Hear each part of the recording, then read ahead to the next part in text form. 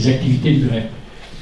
Eh bien, mesdames et messieurs, bonjour, bonsoir, je suis là, en face de vous, assez satisfait. Il y a quand même du monde en cette période difficile. Nous vivons une période effectivement difficile. Tout le monde l'a constaté. La France est en effervescence. Nous vivons un moment important de notre démocratie, je pense. Alors, merci à Benoît Boritz d'être là parmi nous. On a eu quelques craintes, parce que tu viens de relativement loin, les trains ne sont pas tout à fait sûrs, et tu étais prêt à prendre ta voiture pour nous rejoindre, mais non pas avec un esprit de casseur de grève, bien entendu, mais parce que tu trouves, et je trouve que la conférence de ce soir a un lien direct avec l'actualité que nous vivons. Même, hein, on peut le dire très franchement. Voilà, donc l'intitulé, alors bien entendu, vous avez bien compris que ce n'est pas une présentation de livre, mais une conférence de Benoît Boritz, et cette conférence est intitulée « Une sécurité économique pour une société inclusive et solidaire ». Alors, Benoît, tu milites avec ton association Autogestion pour l'avènement d'une société inclusive et solidaire. Tu as écrit de nombreux essais et livres, je citerai tout juste Au-delà de la propriété, donc c'est un de tes premiers livres, et aussi Coopérative contre capitalisme. Alors ces livres sont sur la table de presse, juste derrière vous, et tu te feras un plaisir de les dédicacer. Alors, je rentre dans le vif du sujet aujourd'hui. Hélas, nos combats sont plutôt défensifs qu'offensifs. L'ordre du jour, il ne nous appartient plus. Tous nos acquis sont systématiquement confisqués. L'éducation populaire est mise à mal face à cette exécrable pédagogie officielle soumise aux diktats du capitalisme financier.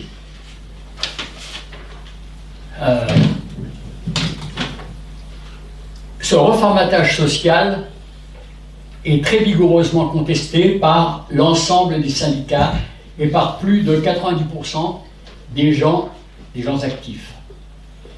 Le gouvernement passe en force et reste sourd, aveuglé par ses certitudes. Nous voulons rétablir la valeur du travail et faire du passage à la retraite une simple continuité biologique. De ton côté, cher Benoît, tu proposes inlassablement des alternatives acceptables et réalisables. Réalistes pour ceux qui vivent de leur travail, y compris, si j'ai bien compris, pour le patronat de proximité. Je crois que tu viendras et tu détailleras ça de façon plus précise, bien entendu. Tu voudrais garantir pour chaque individu une sécurité économique à l'image de ce que nos aînés ont su faire en imposant la sécurité sociale. Et explique-nous un peu tout cela, et je pense que nous allons apprendre beaucoup de choses. C'est à toi. Très bien. Écoute, merci Georges, merci aux adhérents du GREP d'avoir bien voulu m'inviter dans le programme de l'année. Merci aussi à la librairie Ombre Blanche qui nous accueille dans ce cadre aujourd'hui. Et puis surtout, merci à vous toutes et tous d'être présents à ce débat qui, je l'espère, sera riche à la suite de l'exposé liminaire que je compte tenir et répondre à certaines de tes questions.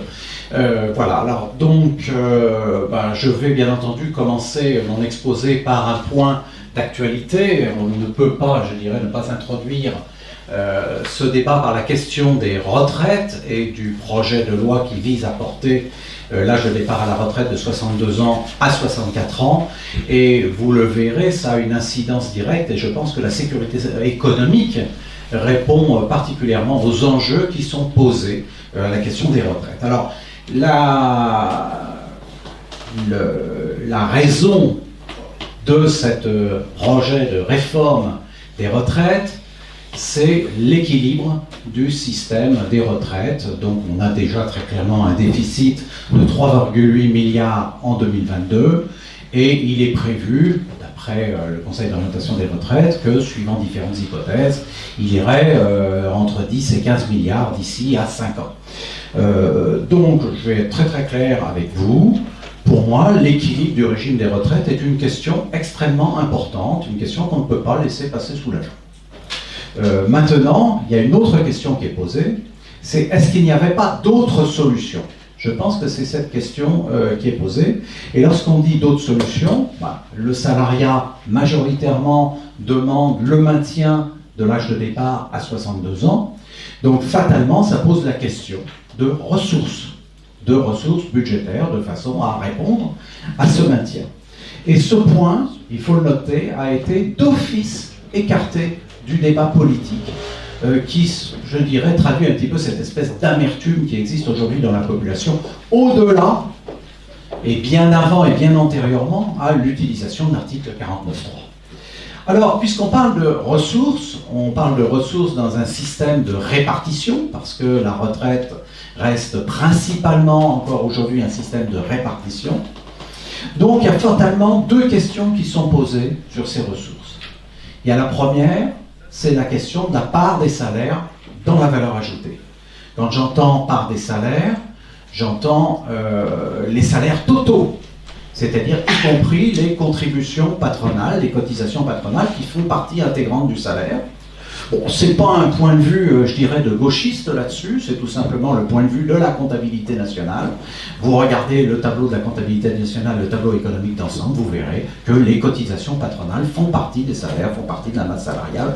Donc, on va en permanence, dans cet exposé, parler du salaire total, inclus cotisations patronales. Et il y a une deuxième question qui vient en ligne, c'est la question du chômage de masse, qui existe dans nos pays depuis de nombreuses années. Et vous avez remarqué, ça ne vous a pas échappé dans le débat, est apparue cette idée d'un CDI senior, un petit peu comme si le CDI senior allait résoudre cette question du chômage des plus de 50 ans dans notre société, qui est quand même probablement un des premiers problèmes à traiter avant de traiter la question, enfin pour traiter l'équilibre du régime de retraite. Deuxième aspect, je voudrais qu'on parle un petit peu chiffres, on a des ordres de grandeur. On parle là d'un déficit attendu de 10 à 15 milliards. Okay. Il faut savoir que le déficit public de 2022, il est de 151 milliards, c'est-à-dire grosso modo un tiers du budget de l'État. Vous avez un autre chiffre que je voudrais vous mettre en ligne, c'est l'aide de l'État aux entreprises au titre de l'année 2019. Il a été chiffré par l'Institut de recherche économique et sociale, l'IRES, à 159 milliards d'euros. Chiffre énorme, vous allez me dire, l'IRES, c'est peut-être une organisation orientée à gauche, on peut peut-être reprendre ces chiffres. Non. Darmanin, en 2018, dans une interview, je crois que c'était à RTL ou BFM TV, déclarait très clairement que le total des aides des entreprises au titre de l'année 2018, donc un an avant 2019, était de 140 milliards d'euros. Donc il s'agit... C'est des entreprises privées. Des entreprises privées, voilà. Donc il s'agit bien d'un chiffre sur lequel tout le monde est à peu près d'accord, où que l'on soit du point de vue de l'échiquier politique. Donc là, qu'est-ce que nous avons? Nous avons une discussion entre 10 à 15 milliards d'euros d'un côté sur les régimes de retraite, et puis en face de ça, des aides qui ont monté en puissance sur les dernières années, d'aide aux entreprises privées, comme tu me le soulignais, et je crois que tu as bien raison de le ressouligner, qui portent aujourd'hui sur 159 milliards d'euros. Pour quel résultat? On peut s'interroger en termes d'emploi, etc. Et en tout cas, il y a une chose qui est certaine, c'est qu'il y a une incompréhension dans la population qui a vu des milliards se déverser sur l'économie à différentes reprises. Et aujourd'hui, pour 10-15 milliards, on cadenasse le débat politique autour de l'équilibre des retraites à une simple mesure technique, mais qui change la vie de beaucoup de nos concitoyennes et concitoyens, même de la population, qui est de passer, je dirais, l'âge de départ à la retraite de 62 ans à 64 ans. Alors, vous allez me dire, l'État pratique le déficit, c'est normal. C'est tout à fait normal, c'est dans ses attributs économiques. Il est normal que l'État utilise le déficit comme outil contracyclique, c'est-à-dire de façon à agir contre un marché qui serait déprimé à un moment donné, de façon à relancer l'économie, etc. Cependant, il y a des limites. Je crois qu'il faut le reconnaître. Je fais référence ici à l'économiste Stephanie Kelton, états-unienne, qui a publié aux États-Unis un livre qui s'appelle Le mythe du déficit, qui a été traduit aux éditions Les Liens qui libèrent. Livre très intéressant. C'est une farouche partisane des déficits publics, ou tout au moins sa thèse, c'est de dire qu'il n'y a pas de limite au déficit public à partir du moment où la Banque centrale finance ce déficit public. Ce qui est le cas de nos pays européens depuis environ un petit peu plus de 10 ans. Il n'y a pas de limite, sauf une, l'inflation. Et l'inflation, nous y sommes aujourd'hui. On est là, on a un relèvement des taux. C'est-à-dire, tant qu'on avait des taux à zéro, l'État pouvait emprunter, il n'y avait pas de souci. À partir du moment où les taux remontent, vous comprenez que là, l'État est pris en étau, sans faire un jeu de mots excessif. Donc, on se trouve aujourd'hui, les États se trouvent aujourd'hui dans une contradiction absolument fondamentale, qui est de devoir réduire le déficit public, et en même temps de ne pas être trop procyclique, de ne pas, je dirais, de ne pas entraver l'activité économique. C'est un exercice qui, je pense, va devenir de plus en plus délicat dans les années qui viendront. Et mon propos est ici de vous montrer que la sécurité économique est sans doute une des clés qui nous permettra de résoudre cette contradiction. Sécurité économique que tu proposes. Oui, tout à fait. Ouais. Voilà, sécurité économique, oui. Voilà. Alors, je vais quand même revenir, avant d'aller plus loin sur la sécurité économique, parce qu'il y a un lien, vous voyez qu'on parle toujours de sécurité économique dans le prolongement de la sécurité sociale. Merci Georges. Il y a un lien avec la sécurité sociale. Je crois qu'il est important de revenir à la sécurité sociale des origines. Elle dit quoi? Quel est l'esprit de cette sécurité sociale? L'esprit de cette sécurité sociale, c'est de dire que la santé, c'est-à-dire que les retraites, ce sont une partie constitutive du salaire. Les retraites, ça nous appartient. C'est un point qui est très très fort. Et je pense que le corollaire, qui peut-être n'a jamais été poussé jusqu'au bout en 1946, bon, pour toute une série de raisons, peut-être qu'on y reviendra dans le débat, mais c'est de dire que finalement, si c'est notre salaire, c'est peut-être à nous, salariés et retraités, de définir les conditions d'accès à la retraite, les conditions d'attribution de la retraite, etc. On sait aujourd'hui la position des salariés, le 64 ans, c'est non. Le statu quo peut être retourné aux 60 ans, c'est un débat, peut-être d'autres formules qui sont intéressantes, c'est des choses qui sont à débattre, mais c'est évident que ça ne peut fonctionner que dans le cadre d'un équilibre des régimes de retraite, comme les autres régimes de la Sécu, et cela n'est possible qu'à partir du moment où nous avons aujourd'hui une augmentation, et je tiens à ce qu'on garde bien ça en ligne de mire, il y a deux conditions qui sont importantes. L'augmentation de la part des salaires dans la valeur ajoutée, donc bien l'augmentation des salaires, et là vous avez compris, je parle des salaires, y compris les composantes socialisées, les composantes cotisées d'une part, et d'autre part la fin du chômage de longue durée, la fin du chômage de masse, de façon à ce que l'emploi soit un droit, et je le dirai un petit peu plus loin avec la sécurité économique, très certainement un choix. Alors, aujourd'hui, je viens vous présenter une proposition que nous sommes un petit groupe maintenant à défendre, à travailler. L'idée de sécurité économique est une idée que j'avais déjà lancée sous la forme de la péréquation interentreprises, péréquation de la richesse disponible, dans deux des livres que tu as cités, Georges. Le premier en 2015, Coopérative contre capitalisme aux éditions Sileps. Donc cette description se trouve de la page 132 à 133 à 152. Bon. L'autre livre, un petit peu plus tard, 2018, qui était Au-delà de la propriété pour une économie des communs à la découverte. Et là, je redéfends à nouveau cette proposition, plus dans une optique d'ailleurs post-capitaliste, page 148 à page 163. Et il me semble, j'y revenais dans deux livres, que cette proposition a un potentiel. Et c'est la raison pour laquelle, aujourd'hui, un petit groupe a commencé à travailler sur cette proposition, commencé à la chiffrer, commencé à élaborer des éléments de communication autour de ce projet, de façon à ce que ce projet devienne, à terme, une proposition de loi. Et vous allez comprendre la raison. Alors, les fondements de la sécurité économique. Ben, les fondements de la sécurité économique, elle s'applique d'abord à l'économie privée. C'est ça.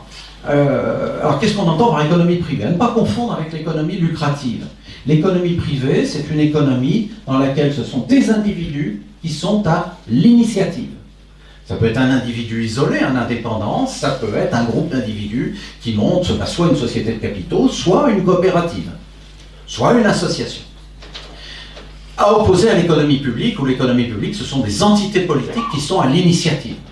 C'est une mairie, c'est un État, etc. Donc on parle d'économie privée, et dans l'économie privée, l'unité de base, c'est ce qu'on appelle l'entreprise. Donc la définition que nous avons, nous, de l'entreprise, c'est plutôt un collectif de travailleurs, de facto, même s'ils ne dirigent pas en tant que tel, et ça prend toute une série de formes. Ça peut commencer par l'indépendant, l'indépendante, avec ou sans salariés, ça arrive. La forme la plus connue d'entreprise qu'on voit partout, c'est la société de capitaux, des individus qui se réunissent pour mettre en valeur un capital, mais bien entendu, la coopérative, où là on a un objet social et c'est ce qui réunit les individus. Donc on commence à rentrer dans le terrain non lucratif, marchand mais non lucratif, et enfin l'association, qui cette fois-ci on est en non lucratif total. Donc voilà un petit peu le champ de la sécurité économique. Le principe de base de la sécurité économique, c'est le versement d'une allocation mensuelle à toute entreprise pour tout emploi en équivalent temps plein. Donc comme je dis, pour toute entreprise, c'est y compris un indépendant. Un indépendant a droit au versement d'une allocation. Alors, très rapidement, les bénéfices qu'on peut en tirer, on les comprend très vite. Une entreprise, à partir du moment où une entreprise touche une allocation par emploi, vous comprenez que le coût du salaire, par définition, est immédiatement diminué de cette allocation. Ce qui va laisser énormément de potentialité. En tout cas, les entreprises, avec ça, vont être incitées à proposer des emplois. Ça, c'est une évidence. Vous êtes une entreprise, alors vous créez votre entreprise, vous savez d'office que vous avez droit à un socle de revenus pour démarrer et qui augmentera en fonction des nombres d'emplois qui seront créés. Donc on va vous inciter. Vous recherchez un emploi où vous êtes salarié, vous souhaitez changer d'emploi, là il y a le contre-aspect de la chose, c'est qu'il va y avoir de nombreuses offres d'emploi proposées. Et que donc là, les personnes qui cherchent un emploi ou qui cherchent à changer d'emploi auront en quelque sorte l'embarras du choix. En tout cas, un meilleur choix, tout dépend du montant de l'allocation, on est d'accord, mais en tout cas, un meilleur choix que ce qui existe auparavant. Alors, tout de suite, vous allez me poser une question évidente. Maintenant, t'es bien gentil, une allocation pour tout emploi en équivalent temps plein, qu'est-ce que ça amène? Qui va financer? Comment le trouver? Qui va financer? Je vais tout de suite donner un ordre de grandeur de quoi on parle, et vous allez le comprendre dans la suite de l'exposé. On parle ici d'une allocation de l'ordre de 2 000 € par personne. On va faire rapidement un petit calcul. 2 000 € par personne, multiplié par 12 mois, ça fait 24 000 € par personne, vous avez bien entendu. Vous le mettez sur le potentiel de l'économie privée dans une situation de plein emploi, et vous avez là un budget annuel qui va de 600 à 700 milliards d'euros. Énorme, je t'entends faire poids, c'est le double du budget de l'État, tout simplement, ni plus ni moins. Donc ce n'est pas l'État qui financera ces allocations, et la réponse, elle est extrêmement simple, ce sont les entreprises elles-mêmes qui vont financer ces allocations. Alors comment ça va fonctionner? Ça va fonctionner d'une façon relativement simple. Ça va fonctionner sur la base d'un système d'allocation-contribution. C'est-à-dire que si les entreprises touchent des allocations par emploi en équivalent temps plein, elles vont en même temps contribuer à ce pot commun pour financer ces allocations en versant tout simplement un pourcentage prédéterminé de la richesse produite. C'est la base. Et donc, le principe, ça va être de fonctionner sur un budget équilibré. C'est-à-dire qu'en prévision macroéconomique, la totalité des allocations devront être égales à la totalité des contributions. C'est-à-dire qu'on sait combien on aura d'allocations et on sait par rapport à ce qui devrait normalement être produit sur le mois qui vient, quel est le pourcentage qu'il faudra extraire pour financer ces allocations. Et donc vous avez compris qu'avec un tel système, on va avoir une caisse interentreprise qui va être constituée, dans laquelle, à la fin de chaque mois, les entreprises vont déclarer combien il y a d'emploi en équivalent temps plein. Ah, ben, je vais avoir un droit à temps, si c'est 2000 euros au temps, c'est assez facile. J'ai réalisé tant sur le mois-ci, et puis par exemple, je vais prendre un chiffre qui n'est pas un pourcentage au hasard, hein, vous le verrez après, et je vais reverser 40%. Donc vous avez deux solutions, puisque le budget est équilibré, c'est facile. Vous avez des entreprises qui vont être contributrices nettes au système, c'est-à-dire que les contributions vont être supérieures aux allocations auxquelles elles ont droit. Donc ces entreprises vont payer la différence à la caisse, laquelle caisse va reverser immédiatement aux entreprises qui, elles, seront bénéficiaires vis-à-vis de ce système, c'est-à-dire les entreprises dont les allocations seront supérieures aux contributions. Vous avez un système équilibré. Mais vous avez un système dans lequel vous avez des entreprises gagnantes et des entreprises perdantes. Donc c'est un système qui ne fonctionnera jamais sur la base du volontariat. Autrement, on va socialiser la misère, pour reprendre une expression assez classique, c'est-à-dire que toutes les entreprises gagnantes vont s'en aller. Donc vous avez compris qu'on pense à un régime obligatoire, donc c'est déjà un premier point qui nous relie à la sécurité sociale, très très clair, un régime obligatoire qui s'applique à l'ensemble des entreprises. Et un tel régime obligatoire ne pourra se mettre en place que par une loi, exactement comme la loi d'instauration de la sécurité sociale en 1946 a existé. Je vais redéfinir la sécurité économique d'une autre façon. La sécurité économique, quand on réfléchit à ce mécanisme, on peut le représenter et l'expliquer d'une façon encore plus simple. Ça consiste à mettre hors marché une partie de la production privée et la répartir de façon égalitaire entre toutes celles et ceux qui ont participé à cette production.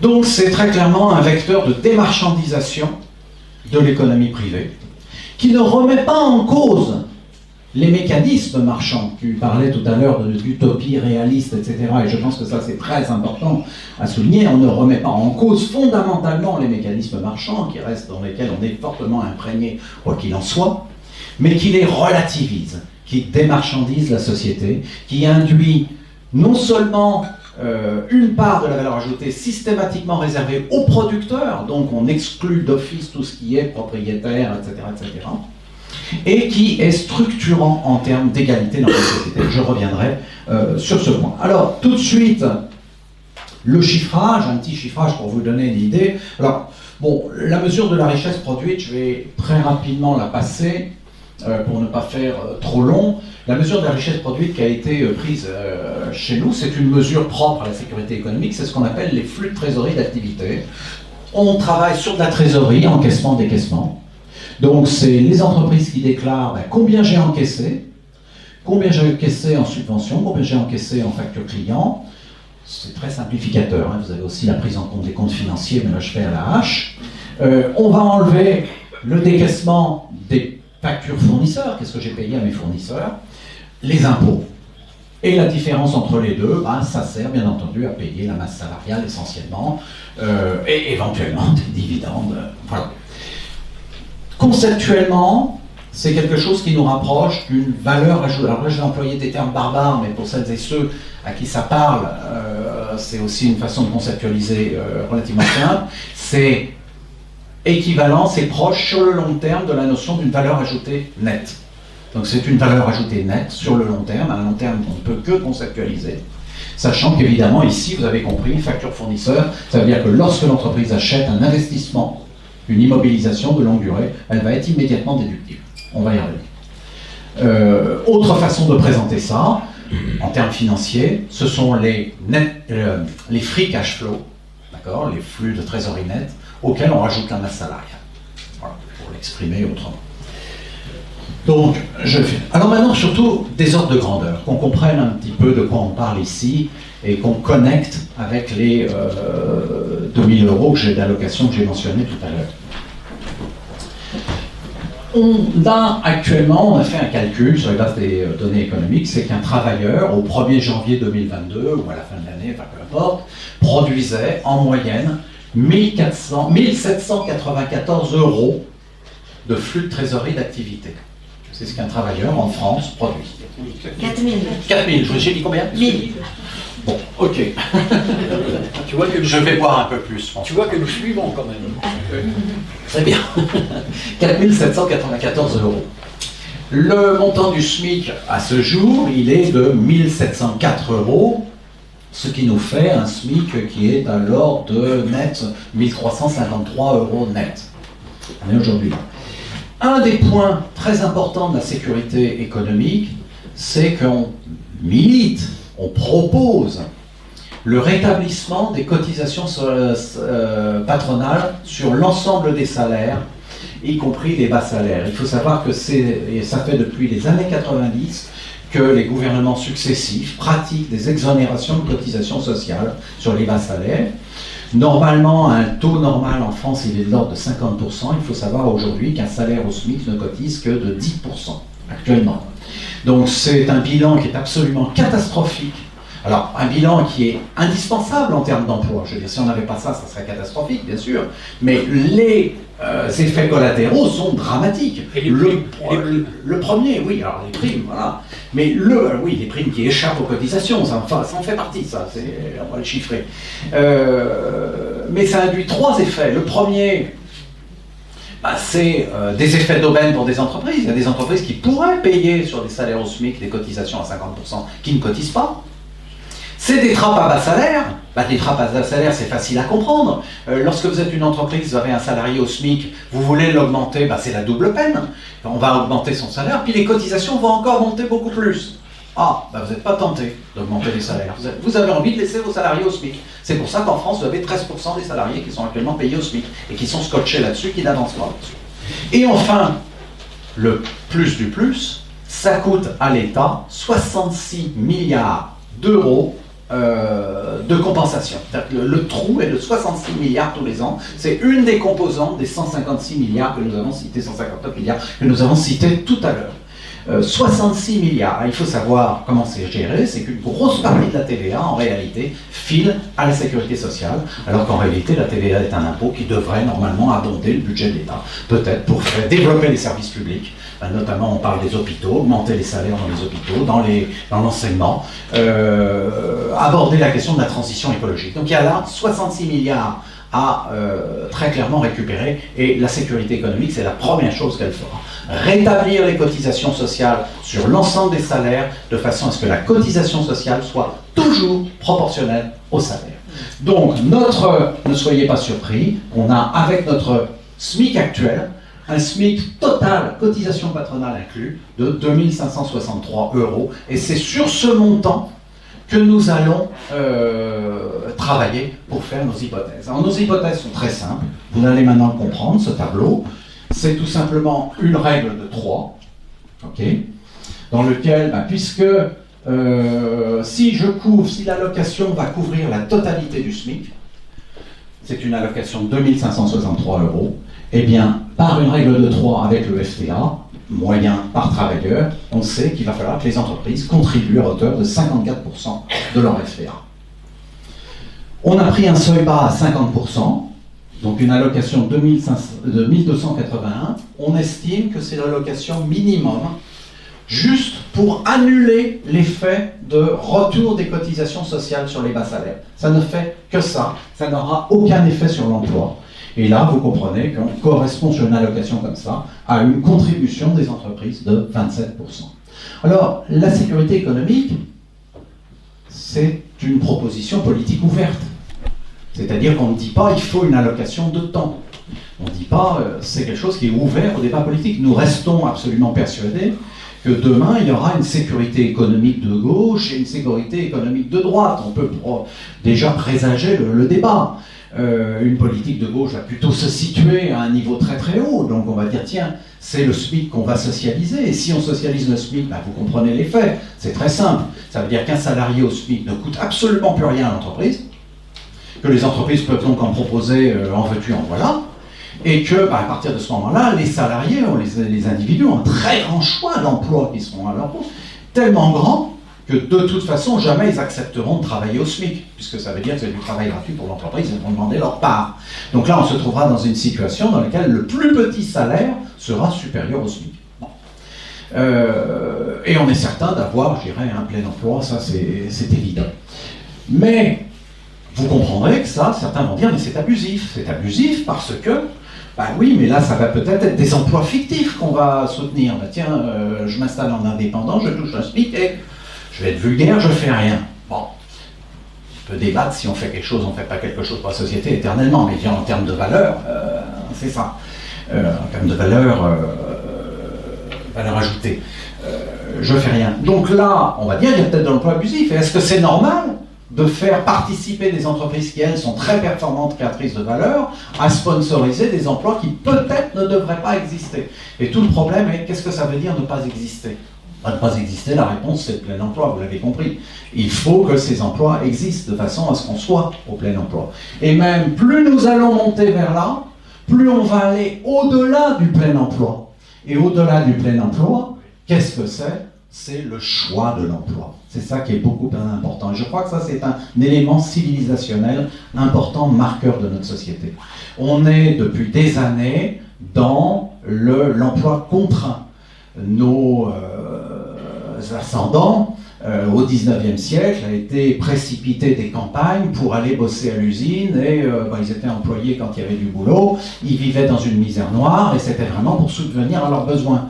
Les choses ont largement changé, c'est vrai qu'on a parlé d'une société du salariat avec Robert Castel par exemple, je dirais qu'il y a une protection du salariat qui s'est construite, qui existe, qui est là. Mais on reste quand même, à mon sens, encore dans le terrain de l'emploi subi. C'est-à-dire que pour beaucoup de gens, je vais chercher un emploi parce que j'en ai besoin pour ma subsistance et cet emploi ne me plaît pas forcément. Donc je pense que ce mécanisme est intéressant pour commencer à changer de société, aller vers l'emploi choisi. Et ce thème de l'emploi choisi est un thème qui est fondamental aujourd'hui, structurant. On parle, vous savez, des bullshit jobs de David Graeber. Beaucoup de gens sont écœurés de l'emploi qu'ils font parce qu'il est polluant. Il y a une aspiration très très forte des gens à dire, ben oui, mais moi je fais cet emploi-là, mais j'aimerais pas le faire, mais je le fais, je suis obligé parce que j'ai besoin de vivre, tout simplement. Et je pense qu'intrinsèquement, toute personne souhaite contribuer positivement à la société. Souvent, j'interrogeais, j'ai beaucoup travaillé sur les coopératives, et j'en discutais avec de nombreuses personnes dans des scopes, notamment, je pense là à la SCOPTI, et les gens me disent, mais là, on est content maintenant qu'on est en coopérative, ce sont les anciens freins libres. Le matin, on se lève, on sait qu'on va contribuer positivement à la société, on aime notre travail. Je pense que c'est cet esprit qu'on doit maintenant avoir, et qui va nous amener petit à petit vers le travail libéré. Je reviens là tout de suite, rien qu'avec ce point, sur la question des retraites. Les retraites, on a dit, il y a deux questions. Régime équilibré. Question de ressources qui est déterminée par la part des salaires dans la valeur ajoutée et par l'emploi. Vous avez là la réponse à ces questions. Vous avez l'emploi qui est là, plus que le plein emploi, l'emploi choisi. Et forcément, comme les gens auront le choix de l'emploi, ça va aussi se traduire sur les salaires qui seront exigés. Donc nous allons avoir mécaniquement une hausse de la part des salaires dans les valeurs ajoutées qui va permettre d'avoir de nouvelles ressources pour les régimes de retraite. Évidemment, de revenir sur la retraite à 62 ans, mais je l'espère bien aller au-delà. Encore une fois, ça n'est pas à moi de dire ce qu'il faut faire, c'est tout simplement aux salariés, aux organisations syndicales qui ont des préconisations différentes les unes des autres, de dire qu'est-ce qu'on veut faire, est-ce qu'on veut enlever des décotes, est-ce qu'on veut diminuer l'âge de départ, est-ce qu'on veut diminuer le nombre de trimestres. Bon, je veux dire, le débat est complètement ouvert, en tout cas c'est aux salariés de décider. Alors je vais maintenant commencer à aller vers la fin, je voudrais parler d'autres bénéfices de cette sécurité économique. Le premier, c'est démocratiser l'entrepreneuriat. Très important. L'entrepreneuriat, je sais que parfois on peut se dire, tiens, ça nous fait penser à la Startup Nation de Macron. Non, mais c'est pas ça l'entrepreneuriat. L'entrepreneuriat, c'est le droit à toute personne d'exercer, d'initier une activité économique. Ça, c'est un droit fondamental. C'est un des objectifs de la sécurité économique, permettre que ce soit possible. Et c'est possible parce que je démarre mon activité économique, j'ai d'office un socle de revenus qui est à ma disposition. J'ai moins besoin de capitaux. Alors, je n'ai pas développé ce point, c'est important. À partir du moment où ma base, ce sont les FTA, dès que j'ai un investissement, imaginons que je mutualise à 40%, je vais revenir sur le slide d'avant si vous le voulez bien. Alors oui, je vais aller sur celui-là. Dans la mesure où tous les achats sont déduits, j'achète une machine de 100 000 euros, par exemple, que je vais utiliser sur 10 ans, je suis une toute petite PME. Mes 100 000 euros, je les mets en déduction de mes FTA. Mes FTA sont ponctionnés à 40%, mettons. Ben, comme ils viennent en déduction, c'est en fait une subvention. C'est-à-dire qu'en fait, ma machine de 100 000 euros, en tant qu'entreprise, me revient à 60 000 euros. Et les 40 000 qui ont été sponsorisés, en fait, ils sont payés par l'ensemble des entreprises. J'ai mutualisé non seulement l'emploi, mais aussi l'investissement, ce qui d'ailleurs est un petit peu la même chose. Mais là, je ne vais pas rentrer dans le détail. Mais chose très importante, on facilite à ce moment-là l'investissement, on socialise une partie de l'investissement en le faisant prendre par l'ensemble de la société. Un point très important, le développement de l'économie sociale et solidaire. L'économie sociale et solidaire souffre réellement de la question de lever des capitaux. C'est valable dans tous les pays. Pour une raison très simple, c'est que la gestion du capital dans l'économie sociale et solidaire est différente de celle des sociétés de capitaux. On lève du capital parce qu'on en a besoin, pas pour le faire fructifier. Et du coup, il n'est pas forcément attractif, et les capitaux à mobiliser sont durs à mobiliser parce que ce sont souvent des gens qui ne sont pas fortunés, ce ne sont pas des fortunes, qui amènent leur argent pour faire le capital coopératif. Dans la mesure où on a diminué le besoin de capitalisation, je reviens sur l'exemple tout à l'heure de la machine de 100 000 euros, l'entreprise n'a plus que 60 000 euros à trouver en financement. Donc 60 000 euros, c'est du capital en moins. C'est-à-dire qu'on a diminué les besoins en capitaux de l'économie de 40%, ce qui est quelque chose d'énorme. Donc quelque chose qui va faciliter l'entrepreneuriat en économie sociale et solidaire, tout particulièrement les scopes. On veut créer notre scope, allez, on est une bande à 10, on veut créer notre scope, dès le départ, on a un socle de revenus qui n'existait pas avant. Donc, on fait le pari que ça va être un vecteur essentiel de développement de l'économie sociale et solidaire, et donc de décapitalisation de notre économie. Deuxième point fondamental, autre bénéfice fondamental, dégager des marges de manœuvre budgétaires. Alors tout à l'heure, on a parlé des exonérations de cotisations sur les sociales, 66 milliards d'euros. L'IRES a chiffré l'ensemble des aides de l'État aux entreprises privées à un total de 159 milliards d'euros, dont ces 66 milliards, ça en est une partie, c'est ce qu'ils appellent les bénéfices sociaux. Ils ont fait les sociaux, les fiscaux et les socio-fiscaux. Bon. Vous rajoutez à ça le coût pour les finances publiques du chômage de longue durée. Il y a une association qui l'a chiffré, ce sont les territoires zéro chômeur de longue durée. Ils l'ont chiffré à 44 milliards d'euros. 44 milliards d'euros qui correspondent aux minima sociaux qui sont versés aujourd'hui, chaque chômeur de longue durée, aux cotisations sociales qui ne rentrent pas sur la base d'un SMIC parce que ils ne cotisent pas, aux politiques de l'emploi qui sont développées par l'État, et enfin en coût pour la santé, la sécurité sociale, sachant que quand on est au chômage, en général, on ne va pas très bien, et ça ne se passe pas très bien, donc énormément de coûts sociaux induits là-dedans. 44 milliards. On a là, avec la sécurité économique, un potentiel de manœuvre budgétaire qui va de l'ordre, allez, on va dire de 100, on ne va peut-être pas enlever toutes les aides aux entreprises, il y a peut-être des aides ciblées, mais de 100 à 200 milliards d'euros. C'est absolument considérable, c'est un vecteur, c'est pour ça que la sécurité économique, même si elle concerne l'économie privée, elle a une incidence énorme sur l'économie publique, la possibilité d'embaucher enfin des enseignants à des salaires raisonnables, du personnel hospitalier, développer les services publics et engager une transition écologique. Autre bénéfice, fixer le montant du salaire minimum à ce que l'on estime juste. C'est-à-dire tout simplement quel est le montant en dessous duquel on estime qu'il est indécent de payer une personne. Aujourd'hui, on a une inflation qui est extrêmement forte, qui porte sur les matières premières, qui touche beaucoup plus les travailleurs au SMIC que les travailleurs qui se trouvent à 5-6 000 euros. C'est une réalité. L'inflation ressentie n'est pas la même dans les différentes couches de la population. Alors, on fait du bricolage avec des chèques énergie, des machins milieux, alors qu'en réalité, il y a une vraie question posée, c'est Quel est le niveau en dessous duquel on ne veut pas qu'une personne soit payée? J'entends la NUPES qui parle d'un salaire à 2000 euros, un SMIC à 2000 euros, au lieu des 1700. Bon, voilà, c'est une proposition, pourquoi pas.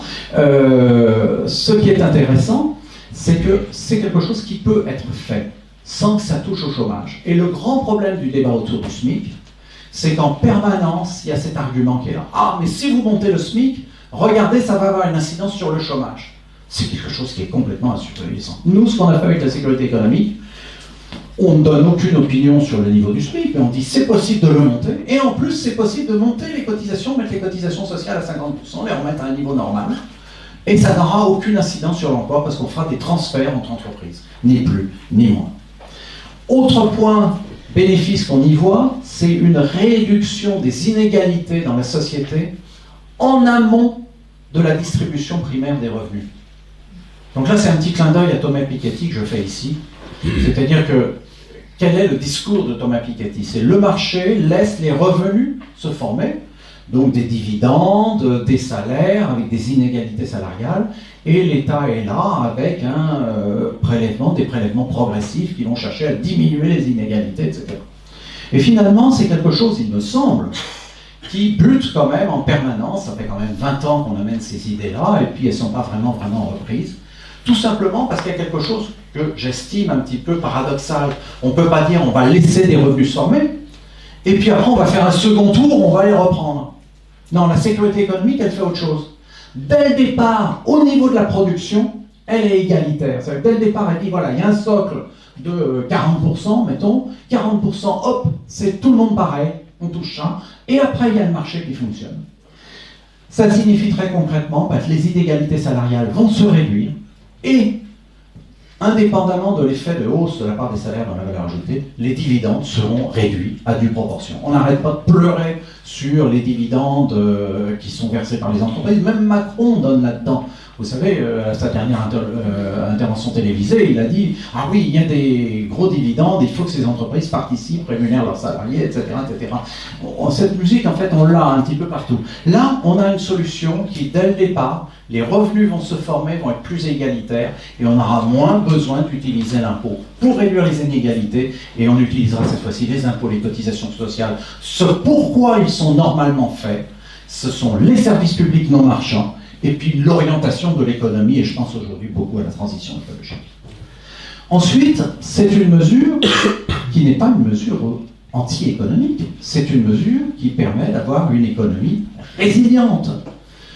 Aujourd'hui, lorsqu'une entreprise va mal, la première chose que fait cette entreprise, elle dit « Oh là là, je vais commencer à me débarrasser des salariés parce que je n'ai pas le choix. » Non, avec la sécurité économique, l'entreprise va moins bien, sa contribution au régime va baisser, puisque ses flux de trésorerie d'activité vont baisser. Ça baisse. Mais tant que cette entreprise maintient ses effectifs, elle continue d'avoir le bénéfice des allocations. C'est-à-dire qu'en fait, l'entreprise qui va mal, elle est aidée par d'autres entreprises à ce moment-là.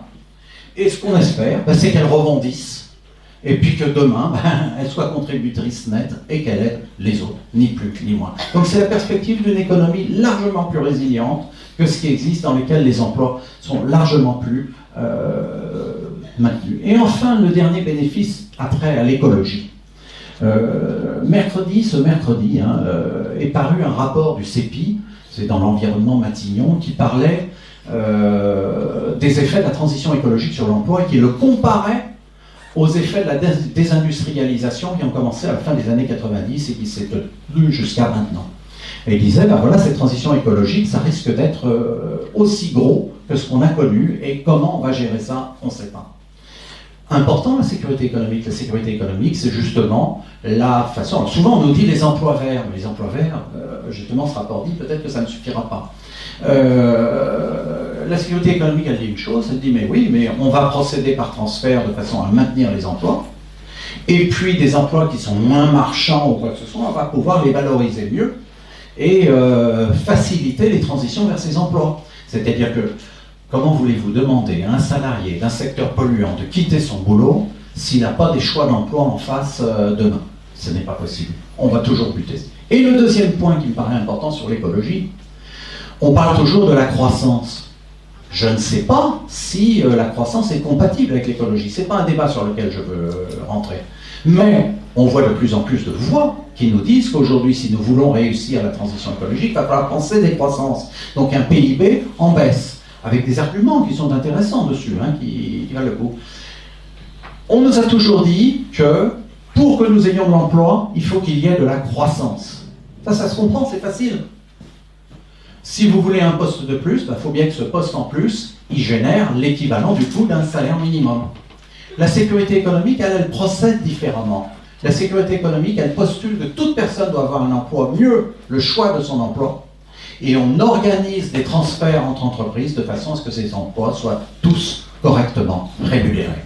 Donc, on peut tout à fait fonctionner avec une économie. Si demain, la société décide de voter, en quelque sorte, pour un programme de décroissance volontaire choisi, la sécurité économique sera l'outil qui permettra d'accompagner cette décroissance d'une façon résolue, et certainement en la combinant avec de la réduction du temps de travail.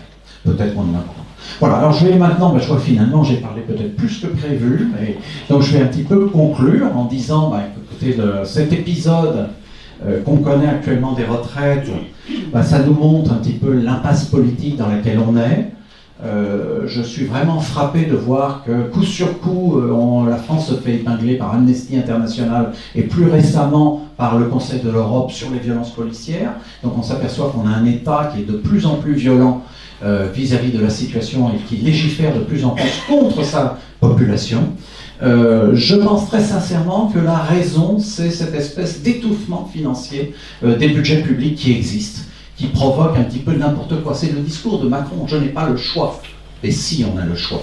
Il y a effectivement le choix, c'est ce que la sécurité économique veut aujourd'hui apporter, c'est responsabiliser l'économie privée, qu'elle soit capable d'embaucher et de payer tout le monde comme il faut, dégager les marges de manœuvre budgétaires pour le secteur public, de façon à ce que nous nous réapproprions toutes et tous notre économie. Et je dirais que l'objectif très sincère, je pense qu'un des points qui nous motive à nous en tant que groupe qui travaillons sur la sécurité économique, c'est véritablement de redonner un nouveau souffle à nos démocraties.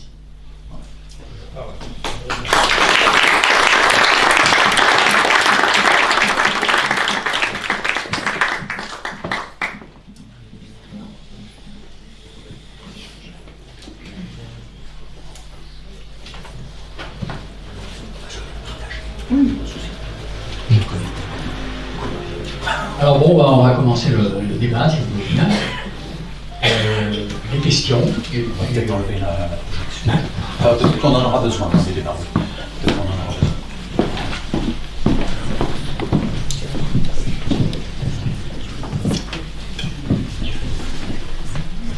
besoin. Bonjour.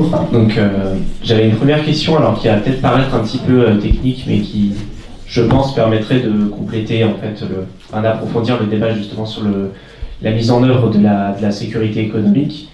En fait, concernant le fait que les allocations justement à l'emploi, donc c'est-à-dire qu'on a une allocation quand on a des emplois qui sont créés, serait une motivation pour les entreprises de créer davantage d'emplois. En fait, je suis un petit peu sceptique par rapport à ce postulat, dans la mesure que, par exemple, c'était l'objectif principal avancé par le dispositif du CICE, justement, de diminution des cotisations sociales sur les salaires, donc qui est censé justement diminuer le coût du travail, en un sens, et ce qui était censé permettre de créer des emplois, et ce qui n'a pas été le cas, ou en tout cas de façon bien moindre par rapport aux sommes très importantes qui ont été défiscalisées par ce processus. Et donc je voulais savoir comment la sécurité économique, justement, consomme ce problème.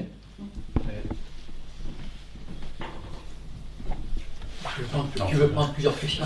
Je peux répondre de suite, je ne sais pas. Oui, on peut-être deux questions. Puis voilà, oui. Je vois que monsieur on a l'habitude plutôt de répondre quand même question par question. Ah ben alors je fais comme ça. Parce que vous savez, on a oublié de le dire, hein, mais donc ça va être vous allez être retranscrit dans les ouvrages du GREP. On les a oubliés dans l'autre ombre blanche. Hein. Donc Georges, oui, on va les offrir. C'est scandaleux. C'est scandaleux. Voilà, on vous offrira les ouvrages. Non, je plaisante. C'est une plaisanterie interne. On vous offrira les ouvrages de l'an passé et vous serez donc dans la conférence et le débat. Hein, donc ce débat seront transcrits. Et donc c'est bien effectivement d'avoir. C'est très bien. Je réponds tout de suite à cette question. Voilà. Avec plaisir. Alors, c'est effectivement un sujet que j'ai abordé sur mon blog benoîtboritz.fr, sur un article. On retrouvera assez facilement, j'en fais pas tant que ça, des articles de blog. Je pense que la question du CICE, en fait le CICE n'est pas neuf, c'est toutes les politiques de baisse de cotisation sociale ou de charges il parle comme ça, hein, voilà. Plus récemment, c'était la discussion sur les impôts de production. Ça rentre exactement dans le même cadre. Le problème de cette approche, c'est qu'elle travaille sur quelques pourcents. Et donc, c'est pas très efficace. C'est comme le CDI senior. Quand on nous dit le CDI senior, ben c'est facile, on va enlever quelques allocations familiales sur les seniors, pour les seniors nouvellement embauchés, parce qu'à force, ils arrêtent un peu parce que ça coûte cher. Bon oui, on sait très bien que ça va pas avoir énormément d'effet. Je pense que c'est très différent à partir du moment où on dit c'est une allocation qui couvre une partie significative du salaire. Lorsqu'on regardait le CICE c'était 4% et 6% du salaire brut. Alors les études d'impact, elles ont eu différents échos. Certaines disent oui, ça a créé des emplois. Et les plus favorables au CICE qui disaient ça a créé des emplois, ils ont tout simplement oublié de rapporter le nombre d'emplois au coût de l'emploi pour l'État. Et là, c'est ahurissant, c'est-à-dire qu'on s'aperçoit qu'on avait un coût, alors vous retrouverez ça sur mon blog, mais on le retrouve dans pas mal de littérature là-dessus, on a un coût par emploi qui est de l'ordre de 150 à 150 000 euros par an. C'est-à-dire un nouvel emploi, payé un salaire normal, hein, 2 000, 3 000 euros, je ne sais pas, coûte 180 000 euros au budget de l'État.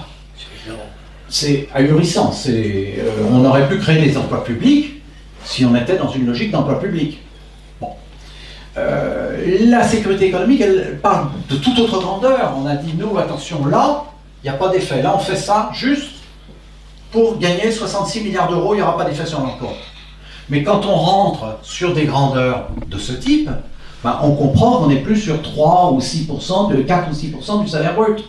Et que là, on va avoir des effets. Alors ensuite, parfois, on m'oppose, on dit, mais attends, tu opposes l'offre à la demande, etc. Mais bien sûr qu'il y a une question d'équilibre. On peut gérer l'emploi par la demande, bien entendu, mais la question de l'offre y répond forcément, c'est un équilibre. Je peux avoir une demande à un moment donné. En tant qu'entreprise, il y a toujours une incertitude sur la permanence de la demande. Et c'est pour ça qu'en tant qu'entreprise, j'ai besoin d'avoir une sécurité là-dessus. Si un emploi, je dirais, si je touche, je ne sais pas moi, 2000 euros par emploi qui existe, ben lorsque j'ai un emploi au SMIC qui coûte 2563, vous voyez que mon emploi coûte 563 euros. Donc il y a beaucoup d'activités qui sont d'ailleurs en termes de valeur ajoutée relativement faible, mais avec une valeur ajoutée sociale, écologique très très forte, qu'on peut rémunérer certainement à des salaires qui vont au-delà du SMIC. Donc ça, c'est favorable. On parle aussi souvent, on me dit, tiens, il faut financer des emplois verts. Oui, on financer les emplois verts, mais c'est très très dur politiquement, parce qu'à chaque fois, il faut payer la totalité du salaire. Là, on a un système dans lequel on va mettre à contribution les entreprises qui interviennent sur le marché pour des emplois qui sont moins marchands, et qui vont donc participer à... Donc voilà pourquoi la comparaison... En fait, c'est tout le débat, le grand problème de CICE, tout ce qu'on a fait jusqu'à présent, on a travaillé à la marge, des marges qui se sont accumulées à des marges, qui ont eu un effet positif sur l'emploi, mais très léger, qui sont très coûteuses. La sécurité économique, c'est une autre logique. La sécurité économique, c'est on ne prend pas l'argent à l'État. C'est simplement une assurance. C'est de dire aux entreprises, ben voilà, vous allez avoir la garantie d'une partie des salaires que vous allez verser, donc c'est une garantie, contre des flux de trésorerie à venir qui, eux, ne sont pas garantis. qui sont une incertitude. Considérez la sécurité économique comme une assurance de l'économie, exactement comme la sécurité sociale, c'est l'assurance maladie. On parle d'assurance vieillesse pour les retraites, etc. Voilà, j'espère avoir répondu. Merci beaucoup pour cet éclairage qui augure en fait une vision assez globale, je trouve, avec cette perspective de sécurité économique. J'ai pas assez de recul maintenant là, mais j'ai deux remarques en fait concernant la sécurité sociale de l'alimentation qui est en train de se dessiner, de se travailler au plan territorial.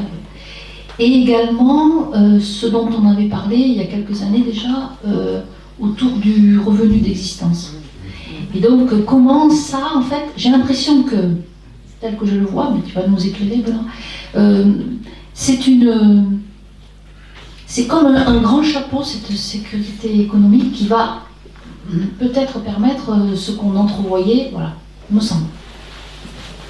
Ben, j'abonde tout à fait dans ton sens, Joël. C'est effectivement ça. C'est-à-dire que je regardais, c'est amusant, je consultais dans le train le site de la sécurité sociale de l'alimentation ce matin. C'est très amusant et je voyais que très clairement, je me demandais de quoi on parle là-dessus et puis ce qui m'a vraiment frappé, c'est que le projet dit, bah oui, on va établir de nouvelles cotisations sociales, une cotisation sociale qui permettra de donner un bon d'achat de 100 ou 150 euros sur une carte vitale pour acheter de la nourriture auprès de producteurs conventionnés. Voilà un petit peu l'idée de base de la sécurité sociale de l'alimentation. Donc c'est une cotisation en plus. Très bien. On peut être pour, on peut être contre, peu importe, c'est un débat. Ce qui est effectivement intéressant, c'est qu'en ce moment, la tendance, c'est de dire pas de cotisation supplémentaire, pas de socialisation de nos salaires, parce qu'il y en a eu assez. Et là, justement, la sécurité économique prend le contre-pied. Il dit c'est quelque chose qui est possible. Et encore une fois, alors, je l'aborderai moi plus dans une idée, parce que je défends ça dans un article qui va paraître très prochainement sur la revue du MOS, sur la sécurité sociale, un commun inachevé. Et la thèse que je défends, c'est de dire, mais finalement, la sécurité sociale s'est fait piéger avec les cotisations sociales patronales, qui ont été des cotisations qu'on a créées au lendemain, enfin, qui existent traditionnellement un peu partout. Et l'intérêt, c'était de dire, quand il y a un besoin social nouveau, on augmente la cotisation patronale, on le décide par la voie législative, et du coup, ça fait une augmentation généralisée des salaires. Alors ça a marché dans toute la période des 30 Glorieuses, puis ça s'est verrouillé dans les années 80, c'est fini. Il n'y a plus d'augmentation de cotisation sociale.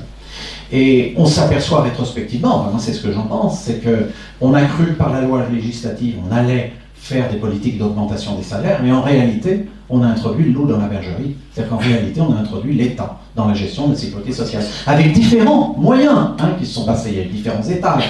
Il y a eu les ordonnances Germenais, il y a eu la CSG, mais on a introduit le loup dans la bergerie. Donc vraiment, mon propos aujourd'hui, il est de dire, le vrai salaire, ça doit être le salaire super brut, et c'est aux salariés de décider ce qu'on fait de ce salaire super brut, en sachant qu'on a la sécurité économique pour assurer un bon équilibre, une bonne part des salaires dans la bergerie. Et c'est à nous de décider ce qu'on en fait. C'est ce qui était prévu à l'origine. Pas tout à fait. Dès le départ, dès le départ, il y avait l'État qui légiférait justement sur ces... Ah oui, dès le départ, dès 1946. Oui, je te confirme. C'est un truc qui est souvent peu indiqué. Et la raison, moi j'en vois qu'une seule, c'est les cotisations patronales. Je ne vois pas d'autre raison. Et ce qui est logique, ça ne peut pas être les travailleurs qui disent tiens, on va augmenter les salaires. Non, il faut le législateur, il intervient entre les deux. Mais pourtant, à l'origine, c'était... Georges, reprends le micro si tu veux. Oui. Mais je reviendrai après sur le revenu universel. À l'origine, c'est quand même les salariés qui géraient les cotisations. Oui, absolument. Qui géraient les caisses, absolument. Oui. C'est les organisations syndicales, élues d'ailleurs. Mais c'est pas elle. Mais ce n'était pas elle qui fixait les montants. Ah oui, d'accord. Voilà, ce n'était pas elle qui fixait les montants, Georges. Et ça, ça a été un biais, à mon avis. C'est ce que j'analyse comme ça, c'est le biais fondamental. Donc voilà. Donc très clairement, sécurité économique, c'est quelque chose qui permet de redémarrer la dynamique des cotisations sociales, encore une fois, si le salariat le veut, et donc effectivement de rendre possible la réalisation d'une sécurité sociale de l'alimentation. Du point de vue du revenu universel. Alors, du point de vue du revenu universel, On ne se prononce pas pour ou contre le revenu universel dans notre collectif. Il y a des gens qui y sont favorables et des gens qui n'y sont pas favorables, pour être très très clair. Le propos qu'on a, c'est de dire, bon, est-ce qu'aujourd'hui la société est prête au revenu universel? J'ai pas l'impression. J'ai pas l'impression qu'il y ait de majorité pour. Et donc, la proposition que la sécurité fait vis-à-vis des partisans du revenu universel, et c'est pour ça qu'il y en a dans notre collectif, c'est de dire, mais expérimentons. Qu'est-ce que c'est le revenu universel? Ben, c'est bien entendu une dérogation à l'économie de marché. On dit qu'il y a une partie de l'économie de marché qu'on enlève et qui est de facto, alors par la fiscalité, mais peu importe, distribuée de façon égalitaire entre toutes et tous. Ben là, c'est exactement la même chose, on a une petite condition qui est la condition d'emploi, et qui est tout à fait possible dans la mesure où les individus ont le choix de l'emploi. Et nous pensons que c'est quelque chose qui est socialement plus acceptable dans l'état actuel du débat, et c'est un apprentissage. Je pense que c'est un apprentissage. La société ne se fait pas confiance en ce moment. On est dans une société de la méfiance, une société de la défiance. Je crois que la sécurité économique va introduire l'idée qu'une partie doit être dans un pot commun, et on verra que beaucoup d'individus vont créer des entreprises qui ont beaucoup de sens, peut-être pas forcément du sens en valeur ajoutée, mais beaucoup de sens social et écologique. Et c'est certainement un outil qui nous permettra de nous connaître, de nous apprendre, de nous faire confiance. Et peut-être qu'un jour, la société, c'est une proposition politique ouverte, la sécurité économique. Hein. C'est ouvert là-dessus, c'est ouvert sur des conditions minimum de FTA. Il y a un slide, je ne vous ai pas passé tous les slides, bien sûr. Voilà, on parle d'un nouveau pacte social. Et il y a un des points qu'on dit qui est toujours, c'est rendre l'allocation inconditionnelle. Et là, avec la sécurité économique, qu'est-ce que vous avez? Vous avez l'outil de financement qui va pour ça. Oui, on se connaît avec notre ami Benoît depuis longtemps. Je le lis et j'entends, j'ai encore plus de désaccords avec toi qu'il y a 3 ou 4 ans. Je vais dire pourquoi simplement. D'abord parce que sur la sécurité sociale, il ne faut pas dire de bêtises. Georges a dit la réalité. Au départ, la sécurité sociale était gérée par les représentants des salariés et le gouvernement a exigé qu'il y ait quelques représentants patronaux. Puis cette chose-là a évolué pendant la 4e République.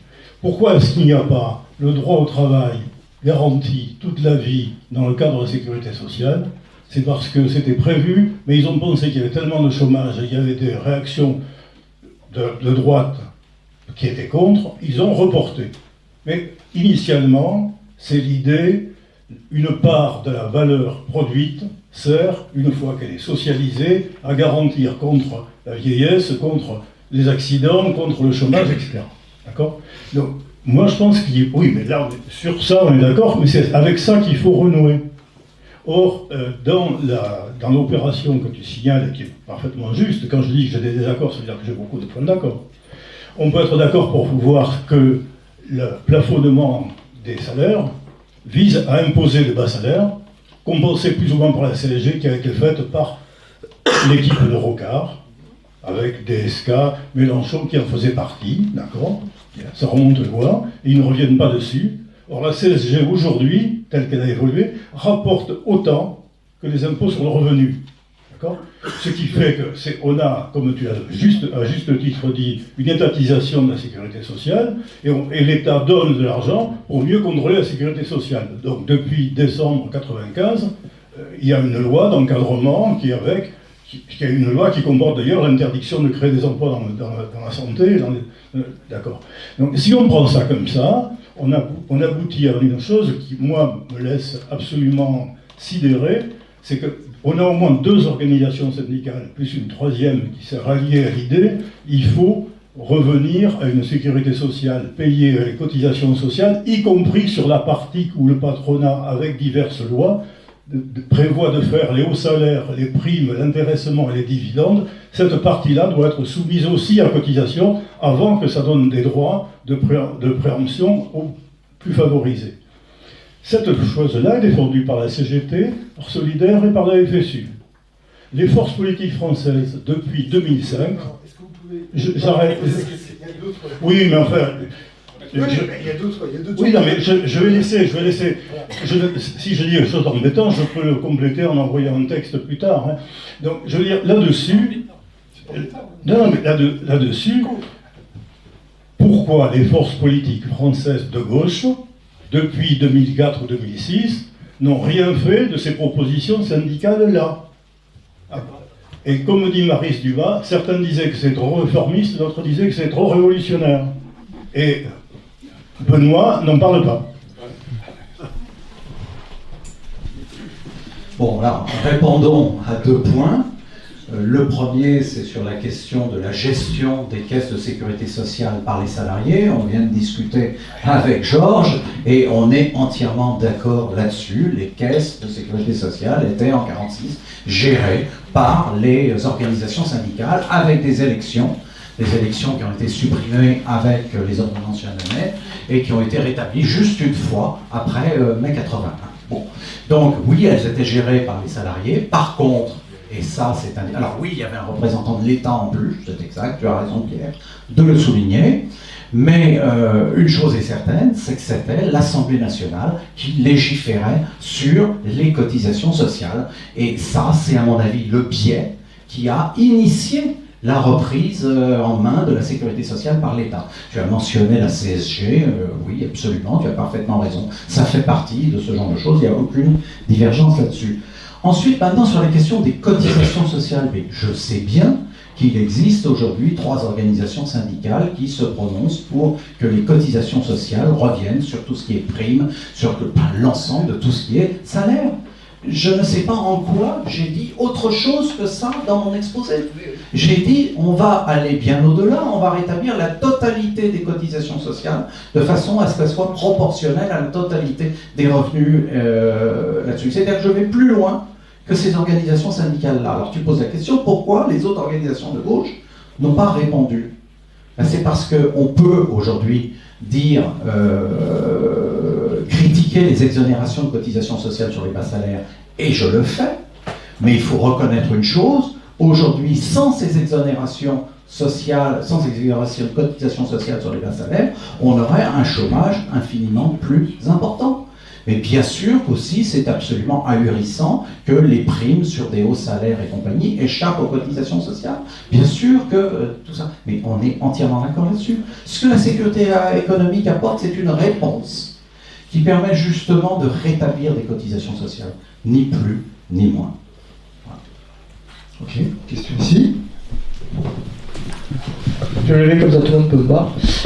Bonjour à tous. Moi j'ai en fait ces 2 questions qui sont imbriquées. Dans ce que j'ai noté de vos propositions, il y en a une qui du coup est votre proposition phare sur le fait d'avoir un socle de salaire minimal à 2 000 euros. Ma question c'est la suivante. Pour avoir entendu relativement récemment les propositions de M. Bernard Friot sur le fait de rattacher le salaire comme étant un droit fondamental des personnes lié à leur titre, un peu comme les fonctionnaires finalement, pourquoi ne pas pousser la proposition jusqu'à justement l'associer à un titre à la personne qui de fait nous sort de cette absurdité de vouloir sortir de l'emploi, vouloir générer de l'emploi à tout prix, même en faisant n'importe quoi économiquement et écologiquement. Et du coup, ma deuxième question qui est liée à ça, si on veut parler bifurcation écologique, ça veut dire qu'à un moment donné, il faut poser la question de quel est le sens du travail qui est fait. Comment est-ce qu'on peut défendre un emploi si celui-ci est écocide, si celui-ci n'a pas de sens social et écologique? Et donc du coup, le problème aussi derrière, c'est que comme on a une économie qui est extrêmement dépendante au sens physique des énergies qu'on sort du sol, on est en décroissance énergétique depuis 2007. Comment est-ce que dans une économie qui est en fait liée, qui est vouée à rentrer dans une décroissance structurelle, comment est-ce qu'on peut, dans votre modèle, prendre ça en compte? Et donc, ça se traduit par le fait que l'hypothèse comme quoi la croissance est une donnée d'entrée, c'est une hypothèse qui est caduque. Donc comment est-ce que vous prenez en compte ces 2 choses-là? Merci. Vous avez cité Bernard Friot, Et je pense que c'est très intéressant de lire Bernard Friot. Parce que dans un entretien avec Judith Bernard, je crois que c'est un livre aux éditions textuelles qui s'appelle Un sens du communisme, il dit une chose très intéressante, il dit mais la société que je préconise, la société salariale que je préconise, le communisme, il va mettre des siècles à s'installer parce que, regardez, le capitalisme lui aussi a mis des siècles à s'installer. C'est-à-dire que dans la proposition de Bernard Friot, et il insiste énormément là-dessus, il dit il y a une bataille sur la question de la valeur. C'est-à-dire je me bats pour la valeur de la qualification, je me bats pour la valeur du salaire, et il l'oppose à la valeur capitaliste. Alors personnellement, je pense que le terme est très mal attribué. Ce n'est pas la valeur capitaliste, c'est la valeur marchande, en réalité, ni plus ni moins. Donc il y a bien une notion de... alors je vois qu'il y a un nom qui se fait, je vais tout de suite répondre à cette objection, c'est-à-dire que dans notre société, lorsque nous avons des sociétés qui sont autogérées, de type des SCOP ou quoi que ce soit, ben oui, il n'y a plus de valeur capitaliste. Ils parlent aussi d'emploi, ces gens-là. Et un emploi, c'est est-ce que j'ai envie de m'associer avec cette personne ou pas. Et ça n'a rien de capitaliste, une SCOP n'a absolument rien de capitaliste à mon sens, c'est bien pour ça qu'on parle de valeur marchande, et la SCOP intervient dans la valeur marchande. Donc voilà pourquoi je suis très très attaché à ça, et il y a bien une question de combat de la valeur. Alors lui donne comme vision le communisme, sa société de salariat. Est-ce que c'est vers ça que va tendre la société? Est-ce qu'elle aspire à ça? Je ne sais pas, je n'en suis absolument pas convaincu. En tout cas, il y a une chose qui est certaine, c'est que ce n'est pas une proposition qui est pour tout de suite. La société, encore une fois, je crois que Georges, tu as introduit en disant sécurité économique, tu parlais on veut des utopies, mais des utopies qu'on peut prendre immédiatement. Je pense que la sécurité économique en est une, et j'ai bien précisé ceci, ça met une partie de la valeur créée hors marché pour la redistribuer de façon égalitaire, pas en fonction de grade. Les inégalités se font dans la sphère, je dirais, du marché, ça c'est clair, mais en fonction du grade. Quelque part, la sécurité économique, c'est peut-être un moyen d'évoluer vers la société du salaire à vie, le salaire à qualification de Bernard Friot. En tout cas, c'est un premier étage. On socialise une partie de la valeur ajoutée, je vous ai parlé là de 40%, on a parlé des 2000 € d'allocation. Chez Bernard Friot, on socialise tout, 100%. Ce qui pose à mon sens des problèmes, parce qu'effectivement, comment vont se gérer les inégalités? Ben, elles vont se gérer effectivement sur la base de jurys de qualification, de toutes ces choses. Je ne suis pas sûr que ce soit ce à quoi la société aspire. Ça mérite d'être débattu. En tout cas, la sécurité économique va dans le sens du salaire à qualification comme une première marche, tout comme je l'ai dit vis-à-vis du revenu universel. Oui, on est d'accord, ce n'est pas parce qu'on est en emploi qu'on fait de la valeur, on peut ne pas être en emploi et faire de la valeur. Je suis absolument, alors la valeur, c'est pas de la valeur ajoutée, on s'en doute, c'est de la valeur sociale, écologique, conviviale, ou quoi que ce soit. J'admets tout aspect ce propos, c'est une réalité. Le fait qu'on n'est pas en emploi, ben oui, ben quand je ne suis pas en emploi, je vais peut-être aider mon voisin, je vais garder les petits-enfants, c'est souvent l'exemple qui est pris donc j'ai ça. Donc oui, tout ça c'est une réalité, voilà. Aujourd'hui, on n'est pas encore totalement prêt à ça, donc c'est un premier étage, pas plus loin. Alors ensuite, quand on parle de décroissance de l'économie et de comment ça va se faire d'emplois socialement utiles, il y a un raccourci que vous avez fait tout à l'heure qui me gêne, qui consiste à dire que ah oui, mais alors attention, il y a des emplois destructeurs. Oui, c'est vrai, il y a des emplois destructeurs, absolument, on est entièrement d'accord. Il y a aussi des emplois qui apportent du bien-être, qui sont un bien-être social, les emplois de service public et autres et autres. Donc je pense encore une fois que ça n'est pas en distribuant forcément des revenus à tout le monde et puis on va voir ce qui va se passer, que ça va fonctionner. Je pense qu'il y a une notion qui est très importante, c'est la validation sociale de la production. Une validation sociale de la production qui peut se faire par le marché, oui, ok, mais qui peut se faire aussi par le mode de la subvention, de la décision politique. Alors on parlait d'emploi écologique, ben, qu'est-ce que c'est qu'un... Moi, il y a un exemple que j'aime beaucoup d'utopie concrète, c'est la coopérative de transition écologique que préconise Sophie Soiton.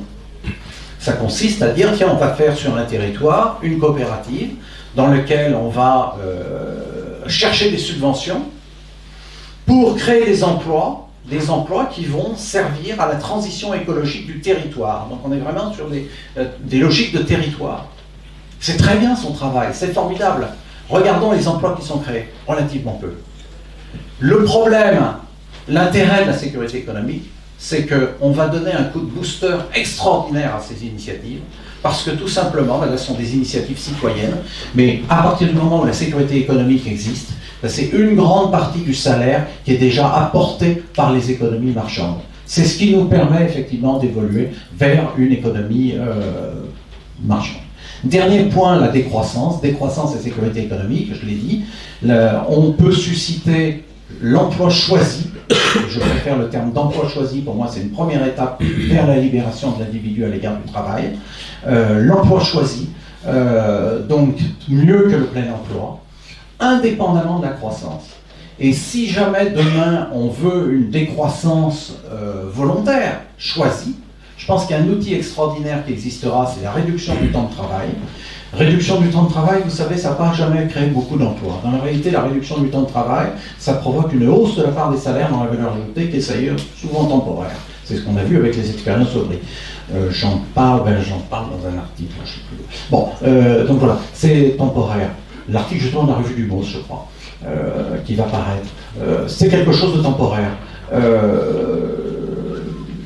C'est une augmentation de la part des salaires. Mais qu'est-ce qu'elle fait, la réduction du temps de travail? Imaginons qu'on dise on va passer maintenant de 35 heures à 30 heures ou à 25 heures, si on est dans une logique de décroissance dure. On dit aux gens, vous ne travaillerez pas plus.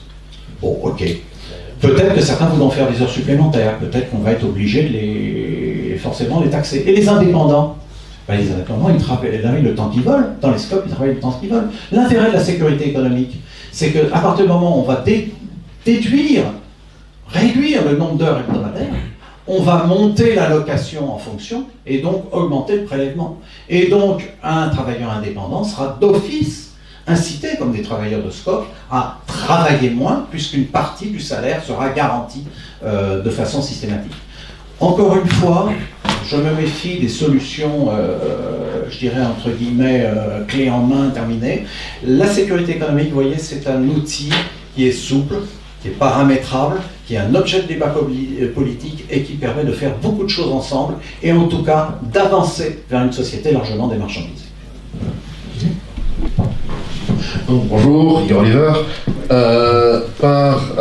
J'ai juste une petite question clarificatrice. Ce que vous proposez fondamentalement est une défiscalisation de la participation au budget des organismes sociaux, donc sécurité sociale, assurance maladie, assurance vieillesse, ce genre de choses-là, et effectivement une suppression ad minima, et une suppression des réductions de cotisations sociales qui accompagnent cela, accompagné d'une augmentation de l'assiette et du montant de ces cotisations sociales-là, dans un but de financement salarial par notre moyen. C'est un peu technique comme question, hein, mais... Non, c'est surtout, je ne suis pas persuadé d'avoir compris ce que est-ce que vous pourriez développer un petit peu plus? Ce que j'entends, c'est que... Alors, effectivement, on est d'accord sur la première partie, c'est effectivement ça. La sécurité économique s'inscrit dans une logique de développement des cotisations sociales dans l'esprit de la sécurité sociale de 46, ça oui. Sur ce que je veux faire sur la fiscalité, j'ai pas compris, je m'excuse. En fait, je parle de... De fait, la CSG et la CRDS sont des instruments fiscaux. Absolument. Voilà. Et ce que j'entends par là, c'est que en supprimant la CSG et la CRDS, on défiscalise. On enlève, on transforme ces choses-là, on les retransfère vers des cotisations sociales. On pourrait faire ça. Voilà. On peut faire ça. On n'en a pas parlé, c'est pas au programme a priori de la sécurité économique. Pour moi, ça fait partie du débat législatif ou quoi que ce soit. Mais revenir sur la... De toute façon, c'est quelque chose qui reviendra sur le tapis. Puisque fatalement la CSG taxe l'ensemble des revenus, y compris les revenus financiers, et il n'est pas impossible que ce soit la partie des propriétaires qui disent alors attendez s'il vous plaît, vous allez avec ce système augmenter la part des salaires dans la valeur ajoutée, s'il vous plaît, vous avez de quoi vous payer vos cotisations et libérez-nous de la CSG CRDS. Peut-être. En tout cas, moi, j'aime bien enlever la CSG et CRDS parce qu'effectivement, c'est un vecteur d'intervention de l'État dans un bien. Vous savez, j'ai écrit un livre qui s'appelle « Au-delà de la propriété pour une économie des communs ». Je m'inscris vraiment dans la logique d'une économie des communs, c'est-à-dire une économie dans laquelle on a différents communs qui s'articulent économiquement, donc des communs autonomes, qui sont en fait des entreprises gérées comme des communs par leurs utilisateurs, les utilisateurs étant les travailleurs d'outils de production, et qui s'articulent à d'autres communs qui sont des communs de sécurité sociale. Et c'est vraiment construit, vous le verrez à la fin du livre, dans une logique de dépassement de l'État en tant que tel, ou de démocratisation de l'État sur ces différents champs d'intervention. Transformation de l'État en différents communs sociaux. Voilà, c'est dans cette perspective que je m'inscris. Merci beaucoup. Vous en prie. Et ici, merci pour tout ce développement lié à la sécurité économique qui me paraît avoir un devenir intéressant. En tout cas, ça me donne de quoi réfléchir, travailler avec les syndicats et certains partis. Est-ce que ça s'inspire un petit peu de l'autogestion qui était en vigueur dans les années 70-80 ? Est-ce que vous avez été inspiré? Est-ce que ça en fait partie? Première question. Deuxièmement, on est dans un système européen où aujourd'hui la France est taxée d'être au-delà des prélèvements sociaux que tous les autres pays font, à 47-48, et la loi retraite était en partie faite pour baisser ces pourcentages de prélèvements sociaux. Donc comment ça va se comporter par rapport aux autres pays européens et par rapport à ces chiffres? Est-ce qu'on doit les tenir? Et troisièmement, dans le contexte d'une économie mondialisée, est-ce que ces propositions s'intéressent aux productions nationales, et ça marche très bien, et par rapport aux produits importés et aux produits exportés, comment ça marche? Merci. Alors, est-ce que ça s'inspire de l'autogestion? Je parle, il y a un chapitre dans Au-delà de la propriété pour une économie des communs, il me semble que c'est le 4e, qui parle de la correction autogestionnaire. Et c'est pas un hasard si je parle de correction autogestionnaire, c'est qu'en retravaillant les textes des années 70, des années 60, 70, je me suis aperçu qu'en fait l'autogestion était énormément conçue dans une logique de prise du pouvoir, une logique de nationalisation, et dans laquelle, dans les secteurs nationalisés, on allait donner l'autogestion. Et très sincèrement, et c'est tout le sujet du livre, c'est de montrer qu'il y a une impasse de cette logique. Donc je ne m'inspire pas tellement de ce type d'autogestion, même s'il y a des éléments, je dirais, de cette époque, notamment par contre c'est plutôt dans les luttes qu'on s'y inspire, c'est la fameuse lutte des LIP, où effectivement il y a une démarche autogestionnaire réelle. Mais je dirais qu'il y avait une différence, à mon avis, entre le mouvement autogestionnaire de ces années-là et la pensée politique des organisations qui se réclamaient de l'autogestion. Je ne vais pas en dire plus, c'est le 4e chapitre d'Au-delà de la propriété, mais juste pour vous indiquer. Par contre, oui, je réponds très positivement à votre question, dans le livre Coopérative contre capitalisme. Ce livre, c'est une enquête que je fais sur les reprises d'entreprises par les salariés qui débutent en France à partir des années 2010. Et on a toute une série d'exemples qui sont très intéressants, Cifrance, Fralib, Elio Corbeil, etc. Bon. Et mon propos, il était de dire, j'assistais à ça, je suivais ces expériences et je voyais en permanence, grosso modo, la gauche applaudir à ces expériences en disant c'est formidable,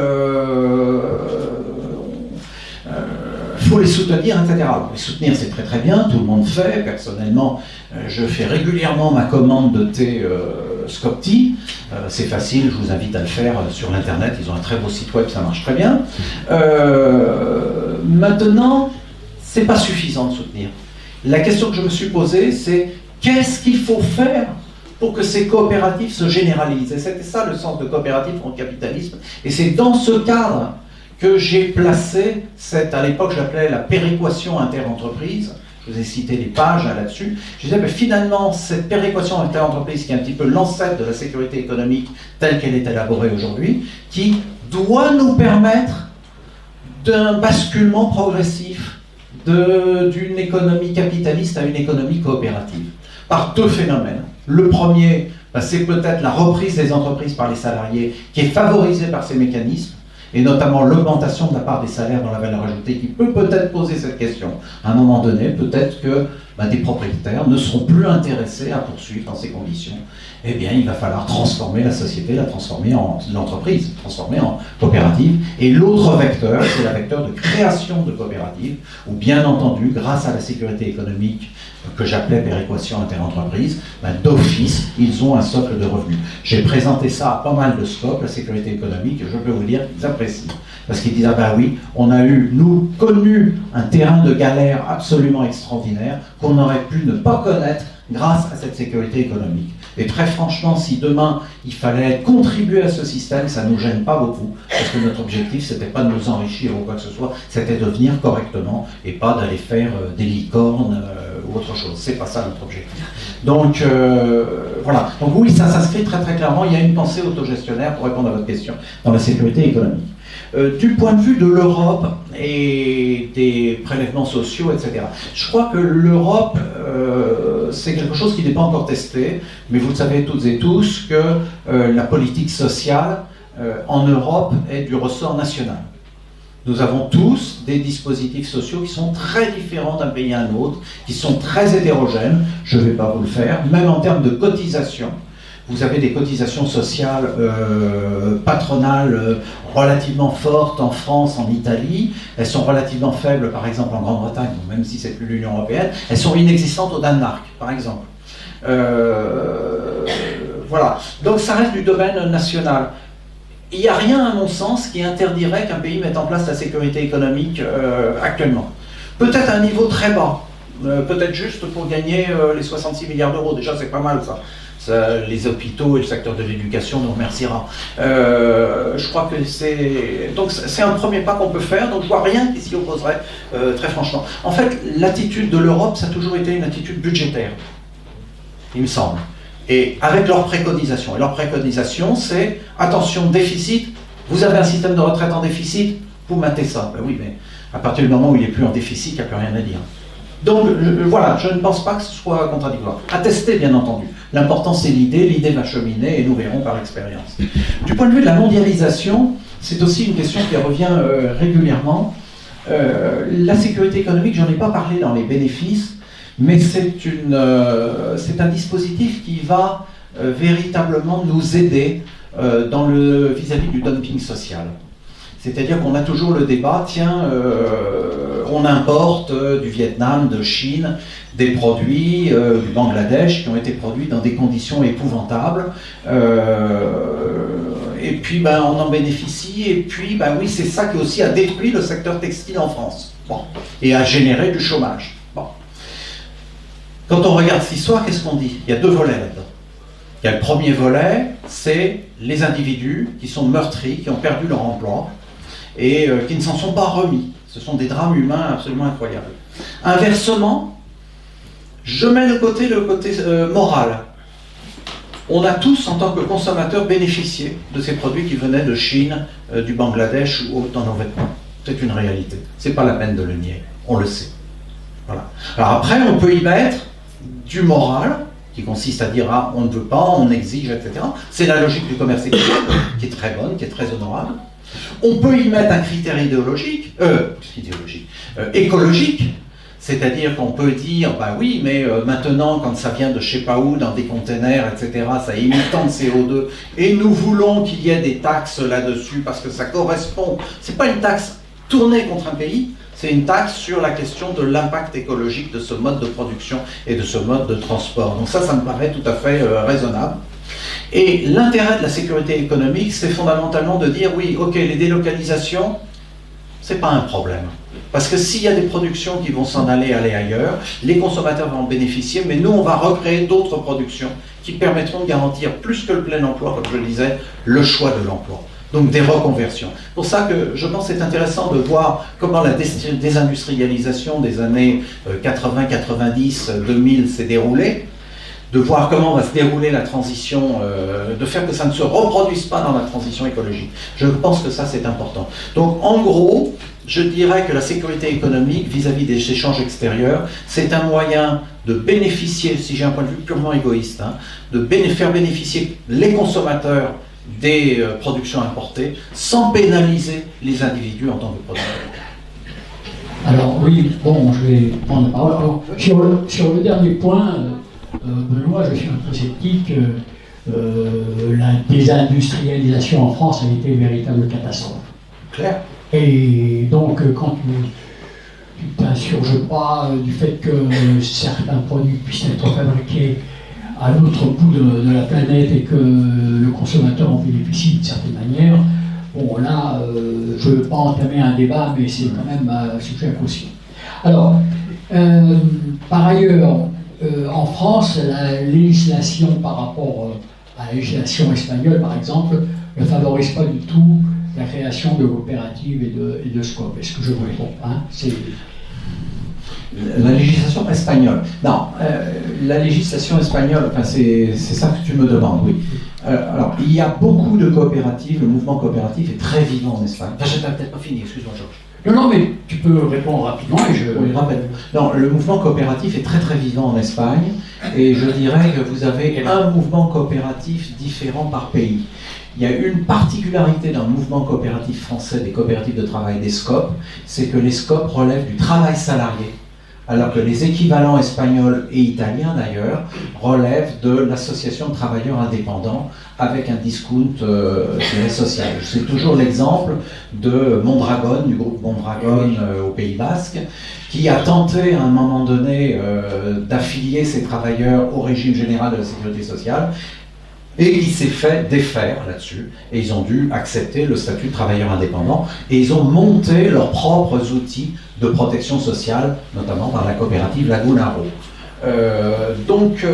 Voilà, ça c'est un petit peu la grande différence qu'on a entre les deux systèmes. Je tiens quand même à préciser, dans le cadre de la sécurité économique, et je relie à la question des coopératives, pour nous il est bien question d'établir un régime unique de cotisation sociale, de sécurité sociale, qui regroupe l'ensemble des travailleuses et travailleurs, quel que soit le secteur et quel que soit le statut, c'est-à-dire y compris indépendant. Très clairement, je ne l'ai pas précisé, pour nous, la question c'est de faire disparaître le statut de l'auto-entrepreneur, qui est une véritable catastrophe. Alors, bien entendu, il est apprécié par les individus qui le pratiquent à court terme, parce qu'ils disent oui, c'est une simplification. Et j'étais en Belgique l'autre jour, j'ai été invité par la coopérative Smart. Je ne sais pas si vous en avez entendu parler. C'est un peu, on discutera des heures et des heures pour savoir si c'est une coopérative d'activité et d'emploi. Moi, je vais répondre en disant oui, allez, on va dire que c'en est une, même si j'admets qu'il y a des points de discussion là-dessus. Mais eux me disent, ben oui, nous, une des grandes raisons pour lesquelles Smart s'est développé, c'est que le statut de l'auto-entrepreneur n'existe pas en France. Et en Belgique, pardon, excuse-moi, en Belgique, et qu'en fait, les gens ont apprécié dans Smart la simplicité. C'est-à-dire que soit ils se mettaient indépendants et puis ils devaient déclarer leur comptabilité, faire leur truc, soit ils rentraient dans Smart et Smart les déchargeait de cette tâche et s'occupait de tout ça. Donc je pense très très sincèrement, encore une fois, que dans le cadre de la sécurité économique, il y a en potentiel la fin du statut de l'auto-entrepreneur, c'est logique, surtout avec les FTA, les statuts d'auto-entrepreneur, et donc un coup de booster absolument extraordinaire vers les coopératives, pour aider les coopératives d'activité emploi, aider des cadres collectifs d'entreprendre. Alors, Benoît, là, je vais te poser une question peut-être, j'espère qu'elle ne va pas t'embarrasser, mais actuellement, dans l'esprit de notre société, en France ou voire même à l'étranger, quelle est la pénétration de cette idée de sécurité économique qui pourrait être un nouveau pacte social? Est-ce que ça fait son chemin? Est-ce que ça fait son chemin? Ça fait déjà un moment que tu travailles sur... Ça fait pas très longtemps, mais enfin, tout de même, est-ce que dans certains milieux patronaux, etc., ça commence... Est-ce que la mayonnaise commence à prendre, ou c'est encore à l'état... Embryonnaire, oui. Merci. Ça doit être... Georges, je vais te répondre très simplement. C'est une idée qui me trotte dans la tête depuis pas mal de temps, que j'ai mis sur papier en 2015, en 2018, au travers de 2 livres. Et j'ai remarqué qu'effectivement, au travers de ces livres, il n'y avait pas tellement d'objections sur ces principes-là. Ça, c'est ce que j'ai remarqué dans les débats. Mais en même temps, j'ai bien senti que ça n'a pas été pris comme quelque chose de primordial dans la transformation sociale.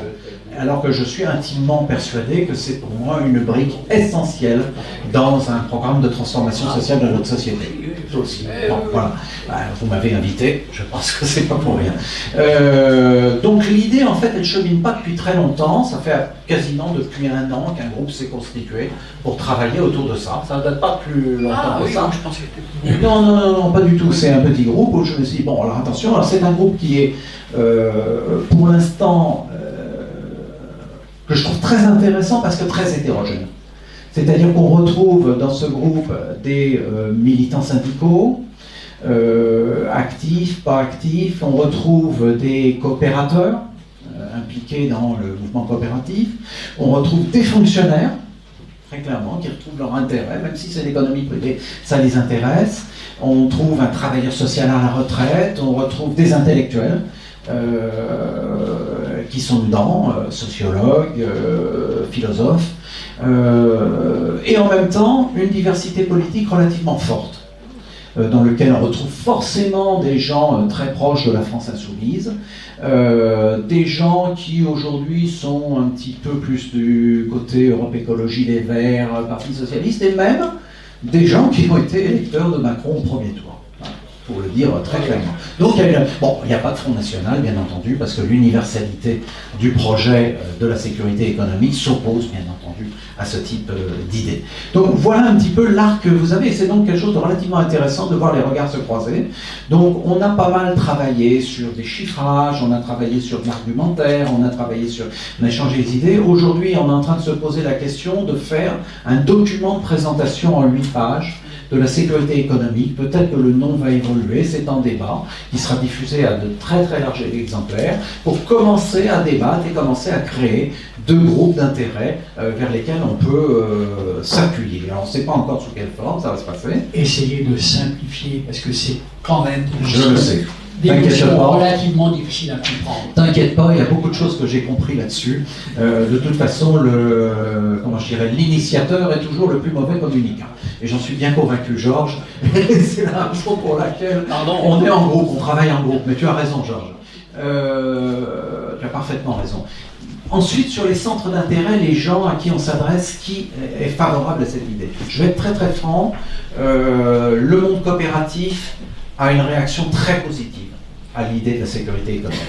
J'ai des accueils intéressants dans les unions régionales des SCOP, chez des dirigeants de banques coopératives, dans d'autres cercles, auprès des coopératives d'activité d'emploi. Je crois qu'ils voient l'intérêt immédiat de la sécurité économique. Normalement, il y a un secteur qui devrait être très intéressé, c'est le secteur de l'agriculture, il me semble, et notamment paysans. Là, c'est vrai que c'est un secteur où il va falloir travailler. Du point de vue des PM, tout à l'heure, tu parlais du patronat de proximité, donc c'est intéressant. C'est vrai que j'ai eu quelques échanges avec ce qu'on appelle des petits patrons. Ce que j'ai fait, on a fait, puisqu'on était 2 à le faire, on a fait une simulation de ce que la sécurité économique aurait pu leur apporter en révisant leur comptabilité sur les 5-6 dernières années. On dit, tiens, passez-nous le pièce. On regarde. Et il se trouve qu'en fait, très souvent, dans ces cas, c'était les gens bénéficiaires. Alors, le problème du petit patron, c'est que on a souvent le discours du petit patron qui dit, j'aimerais bien monter mes salariés, mais je ne peux pas économiquement. Bon, là, la sécurité économique est une réponse. Est-ce que demain, le fait qu'il faille augmenter peut-être les salaires plus qu'ils ne le pensent ne sera pas un obstacle? C'est une question à se poser. Mais en tout cas, ce qui est intéressant, je pense, c'est que dans les secteurs qu'on dit aujourd'hui en tension, on dit « Ah, on ne trouve pas de gens ». Mais oui, c'est normal. Regardez, l'état du marché, les prix que les gens sont prêts à payer pour une certaine prestation font que oui, ils ne sont pas capables de payer les gens plus d'un SMIC, et encore, c'est quelque chose de très difficile. La sécurité économique est quelque chose qui permettra de changer la donne en garantissant quelque chose d'office et de payer dans des secteurs difficiles, parce que ce sont des secteurs difficiles, certainement des salaires autres que le SMIC, en prenant en compte que ce sont des secteurs difficiles. Mais, je dirais, sans trop toucher à la structure des prix, je pense que ça, c'est relativement important. Bonjour, oui. J'ai 3 petites questions, 3 petits points. Merci beaucoup pour votre intervention qui était très claire. Le premier, si j'ai bien compris, vous partez du postulat qu'il faut à tout prix des emplois, c'est-à-dire le plein emploi. Et donc ma question c'est, la première, pourquoi vouloir à tout prix des emplois? Si la réponse c'est pour avoir une vie digne, être heureux, etc., ben, les retraités, eux, sont hors de l'emploi et il a été montré que la retraite est un des temps où on est le plus heureux. Et donc, ma question sera, est-ce qu'il ne faut pas plutôt donner du travail plutôt que de l'emploi, c'est-à-dire du travail reconnu socialement, évidemment. Ça, c'est mon premier point. Mon deuxième point, ça serait qui gérerait cette caisse que vous proposez, parce qu'au final, la sécurité sociale, ça a été aussi une question de pouvoir. Donc là, en fait, l'idée, c'est que si c'est les entreprises qui gèrent les caisses, vous donnez le pouvoir aux caisses, évidemment, et c'est une des raisons pour laquelle l'État avait la maîtrise du taux de cotisation et des prestations, parce que c'est une question de pouvoir, évidemment. Et mon dernier point, évidemment, c'est que j'ai l'impression que dans votre propos, vous centrez énormément sur l'entreprise. Et évidemment, c'est le travail qui crée la valeur économique, donc c'est les travailleurs et les travailleuses, évidemment. Et donc, j'ai pas l'impression dans ce que vous proposez, mais c'est peut-être à dessein que votre proposition ne propose pas de nouveaux droits économiques d'un point de vue de l'individu. Et un des problèmes qui fait notamment qu'on ne peut pas faire cette transition écologique qu'on voudrait faire, c'est dans un certain point qu'on n'a pas la maîtrise sur notre travail. Et donc, est-ce qu'il ne faudrait pas plutôt, en plus évidemment, qu'on puisse décider sur notre travail, c'est-à-dire maîtriser les moyens de production, pouvoir décider de la production. Voilà. Merci beaucoup. J'ai centré sur l'emploi. Oui, bien sûr. Pourquoi ? Parce qu'en gros, il y a deux façons. Et là, je vois bien de quoi vous inspirez. Vous inspirez en grande partie des travaux de Réseau Salariat. Il n'y a pas de problème à ça, je veux dire. Il y a une différence de logique. C'est-à-dire que dans Réseau Salariat, on dit, finalement, la solution, c'est de donner des revenus, qu'on appelle salaire.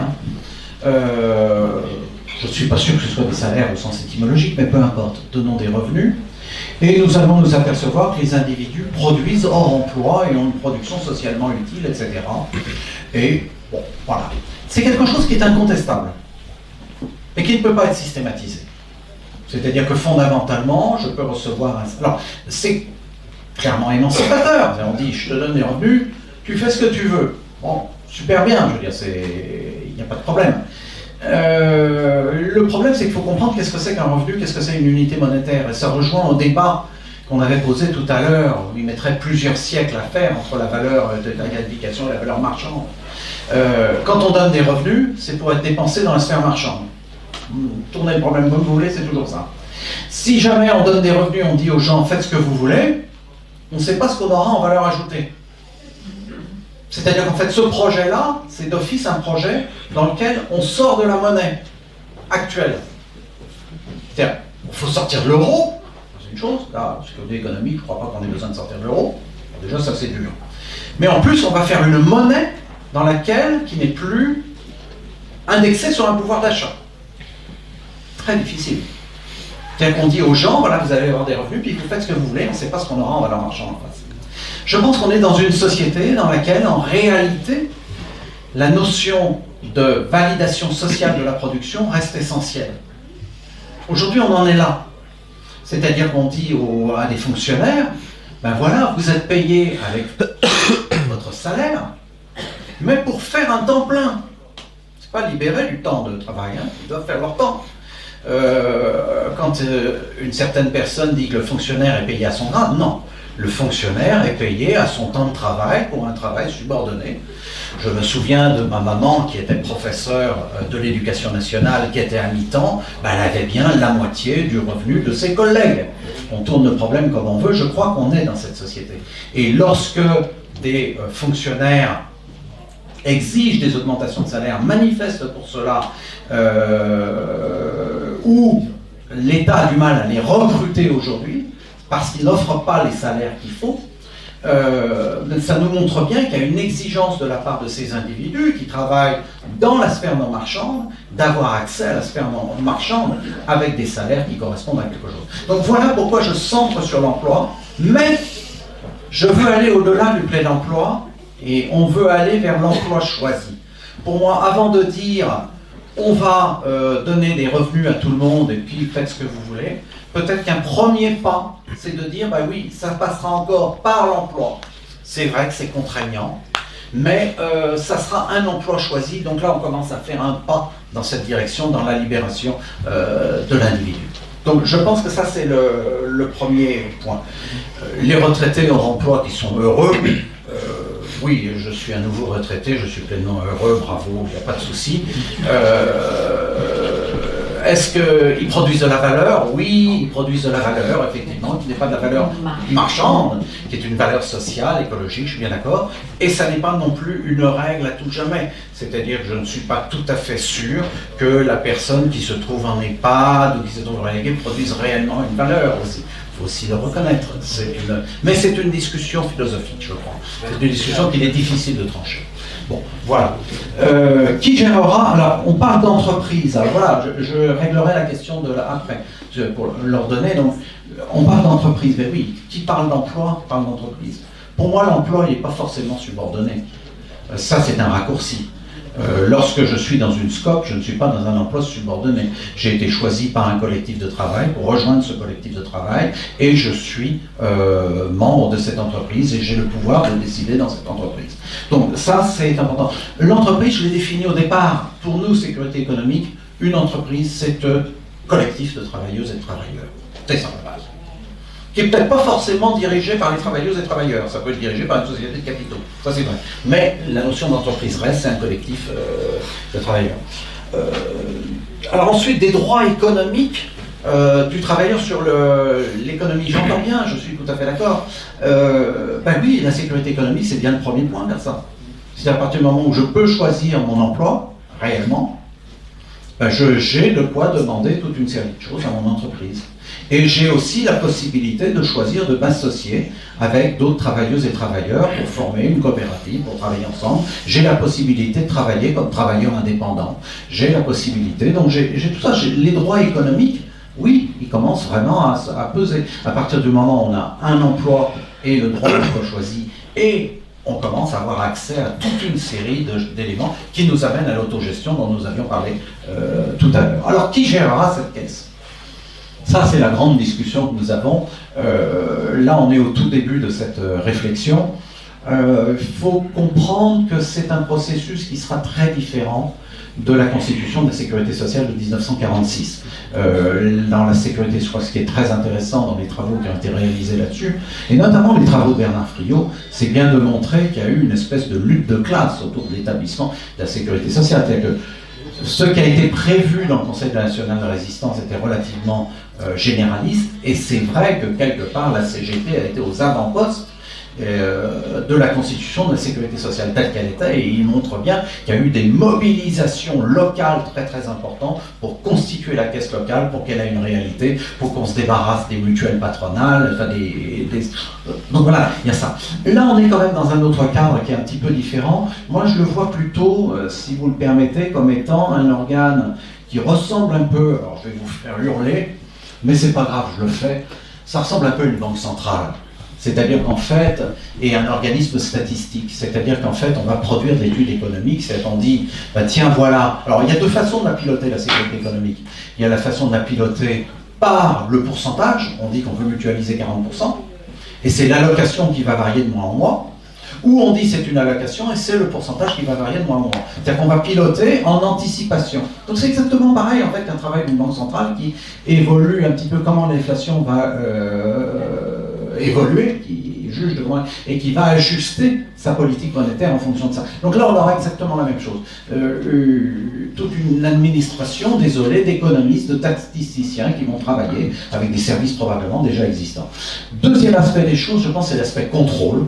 Alors ça, pour moi, je crois qu'il y a des organismes qui existent avec lesquels on va énormément travailler. C'est forcément les organismes de sécurité sociale. Il y aura sans doute, pourquoi ne pas travailler d'ailleurs avec l'URSSAF, faire le contrôle avec l'URSSAF, hein, c'est quelque chose qui pourrait tout à fait le faire dans le même logiciel. Hein. Il y a le Sécu, on fait un contrôle Sécu, on fait le contrôle sécurité économique au même moment. Et les services fiscaux, très très importants dans tout ce qui est facturation intra-groupe, dans les groupes multinationaux. vous savez, la pratique de ces groupes multinationaux où je vais facturer un maximum les entités qui se trouvent dans un pays qui taxe fortement, et puis je vais localiser le maximum de valeur ajoutée dans les pays qui taxent moins. Bien entendu, je dirais, on se bat là-dessus, les impôts se basent là-dessus, on va travailler main dans la main là-dessus avec les impôts, avec quand même un petit de différence qui est très intéressante pour la sécurité économique, c'est que les impôts ne travaillent que sur la partie bénéfice, alors que nous travaillons sur l'équivalent de la valeur ajoutée, c'est-à-dire une masse beaucoup plus grosse sur laquelle, je dirais, la fraude est toujours possible, mais restera marginale à l'égard des enjeux. Peut-être on pourra peut-être prendre encore une ou deux questions grand maximum. Oui. Essayons d'être courts et assez rapides, s'il vous plaît. Oui, une question très courte, c'est comment vous voyez l'intégration ou l'articulation de la sécurité économique dans un pays, en France par exemple, avec au niveau national et mondial, niveau mondial je veux dire, qui est complètement libéral. Et en particulier, je pense à la fuite des cerveaux, et voilà. Il y a une bonne nouvelle dans la sécurité économique, c'est la diminution des besoins en capitaux de l'économie. C'est une nouvelle qui est très importante, pour une raison extrêmement simple, et c'est souvent celle-là qu'on me dit, mais tu te rends compte, on met la sécurité économique, ça va faire fuir les capitaux. Ouais, j'en sais rien. En tout cas, il y a une chose déjà qui est fondamentale, c'est qu'on a moins besoin de capitaux. Donc, quelque part, que les capitaux aillent ailleurs, s'investir, oui, c'est pas... pourquoi pas, ça ne me gêne pas. Fondamentalement, les capitaux, on les prend parce qu'on n'a pas le choix. On les prend parce qu'après, on va les payer très cher. On va les payer en dividendes, en machin. Si je réduis mon besoin en capitaux, je suis très content. Ensuite, on n'a pas changé fondamentalement les règles du marché. Donc on apporte une stabilité à l'économie, donc il n'y a rien qui nous dit on va avoir moins besoin de capitaux, mais il y a des capitaux qui pourront entrer probablement et s'investir dans notre économie. On en a moins besoin, c'est très bien, donc une partie peut s'en aller, ça me va très très bien. Donc on peut s'inscrire dans un système mondialisé sans absolument aucun problème, aussi bien sur la question des flux de capitaux que sur la question des flux de marchandises. Ça n'est pas un souci. Question. Moi, très simplement, qui voyez-vous comme principaux adversaires? Oui, c'est absolument. Très clairement, ce sont les entreprises qui perdront à ce système, c'est-à-dire les entreprises à très forte valeur ajoutée en général, dans lesquelles les profits sont concentrés. Donc alors, il y avait une étude statistique de l'INSEE qui remonte à très longtemps, qui remontait à la première partie des années 2000, je ne l'ai jamais revu réactualisé malheureusement, et je vois que je ne suis pas le seul à toujours citer cet exemple, donc, qui montre, suivant la taille des entreprises, et il montre qu'effectivement la valeur ajoutée par individu monte en fonction de la taille des entreprises. Alors on met de côté les entreprises indépendantes, les TPE en dessous de 10 salariés, parce qu'en général elles correspondent au travail indépendant, donc vous avez du travail précaire et du travail libéral très très haute valeur ajoutée, mais après entre PME, ETI, entreprises intermédiaires et grandes entreprises, on voit qu'on a une hausse de la valeur ajoutée qui est énorme. Et on voit qu'on a ensuite une hausse des salaires moins importante en fonction de cette taille d'entreprise que la valeur ajoutée. Ce qui signifie qu'en fait les profits se concentrent dans les grandes entreprises. C'est un sujet d'ailleurs qui a été abordé à l'Assemblée nationale par François Ruffin, par exemple, qui a interpellé là-dessus justement sur cette espèce de phénomène de captation de la valeur ajoutée par les grandes entreprises qui ont des situations de rente. Je pense très clairement que ce seront ces gens-là qui seront opposés à la sécurité économique, mais en face de nous, je pense qu'on a quand même l'immense majorité des salariés là-dessus. On a peut-être ce que tu appelles le patronat de proximité, c'est possible. Oui, non, je ne l'exclus pas. On a, je pense, beaucoup de salariés du secteur public qui en ont marre aujourd'hui de se faire tailler je ne voulais pas employer ce terme, excuse-moi, mais ils ont mal de voir leur salaire bloqué depuis des années et de travailler sous tension. Et je pense aussi beaucoup de politiques qui commenceront à comprendre que, il est nécessaire de mettre un terme à ces aides massives aux entreprises. Je comprends, y compris, je veux dire, des gens du côté du centre, c'est pas du tout exclu, parce qu'aujourd'hui on en est à un point où ça n'est plus possible. Quand je parle de 159 milliards d'euros sur un budget de 350 milliards d'euros, Donc on voit la disproportion qu'on a actuellement de ce genre de choses, de ce genre de dispositifs. Donc je pense qu'on est aujourd'hui dans des situations, c'est ce que j'ai dit en préambule, je dis aujourd'hui à la fois il faut revenir vers un certain équilibre budgétaire, et c'est très difficile économiquement, et je pense que la sécurité économique est le moyen qui permet de conjuguer ces deux impératifs. Merci Benoît. Alors, je remarque, cela fait 2 heures que tu nous entretiens sur ce sujet et qu'aucune personne n'est partie. Nous sommes tous là à t'écouter de façon assez... C'est passionnant. J'ai une certaine expérience de présentation de conférencier et je trouve que c'est quelque chose à noter. Alors, effectivement, les notions que tu as développées sont des notions, à mon niveau à moi, qui me paraissent assez compliquées. Et si on veut suivre tes travaux, suivre les travaux de ton association Autogestion, est-ce que tu pourrais nous indiquer comment on peut faire le blog, etc. Enfin, est-ce qu'on peut suivre cela? Et je sais que sur Internet, on peut... Alors, tu as mentionné tout à l'heure l'association Autogestion. C'est une association que j'ai cofondée avec des amis depuis pas mal d'années. Je crois que ça remonte à 2000, c'est avant 2010, 2011, je crois, quelque chose comme ça. Aujourd'hui, l'association Autogestion n'est pas sur ce terrain-là. Il y a un collectif, on n'est pas encore une association. Et il faut aller sur le site sécuritééconomique.org. Et vous pouvez nous écrire, nous faire part de vos suggestions, être associé à me dire, bah, tiens, voilà, je souhaite recevoir vos communications par mail, etc. Donc, c'est quelque chose qui va suivre. Vous pouvez participer à ce collectif si vous le souhaitez, vous pensez que vous avez envie. Nous, notre objectif, je vous le dis très clairement, c'est de faire de la sécurité économique un sujet de débat dans la prochaine séquence électorale à l'horizon de 4 ans. Donc on voit les choses en grand, on va vraiment mettre le paquet aussi bien humain que financier sur cette idée, ça sera fait. On ne sait pas encore exactement comment nous allons nous structurer. Est-ce que nous allons nous structurer en collectif d'associations, de groupements d'entreprises, qui sont de syndicats, qui sont favorables à cette idée, ou est-ce qu'on va se constituer en association en tant que telle, ou une association avec des personnes morales? Tout ça n'est pas encore défini. Pour l'instant, on est plus... Et Georges l'a bien précisé, et je le rejoins complètement là-dessus. On est encore sur une présentation très technique. Nous allons nous centrer vers une orientation qui est beaucoup plus bénéfice que la sécurité économique va apporter en termes de projet de société.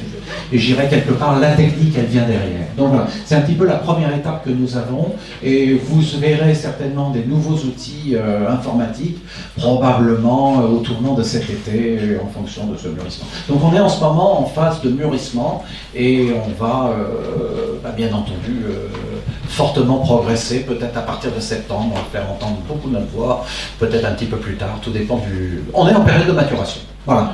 Donc merci. Je vous assiste.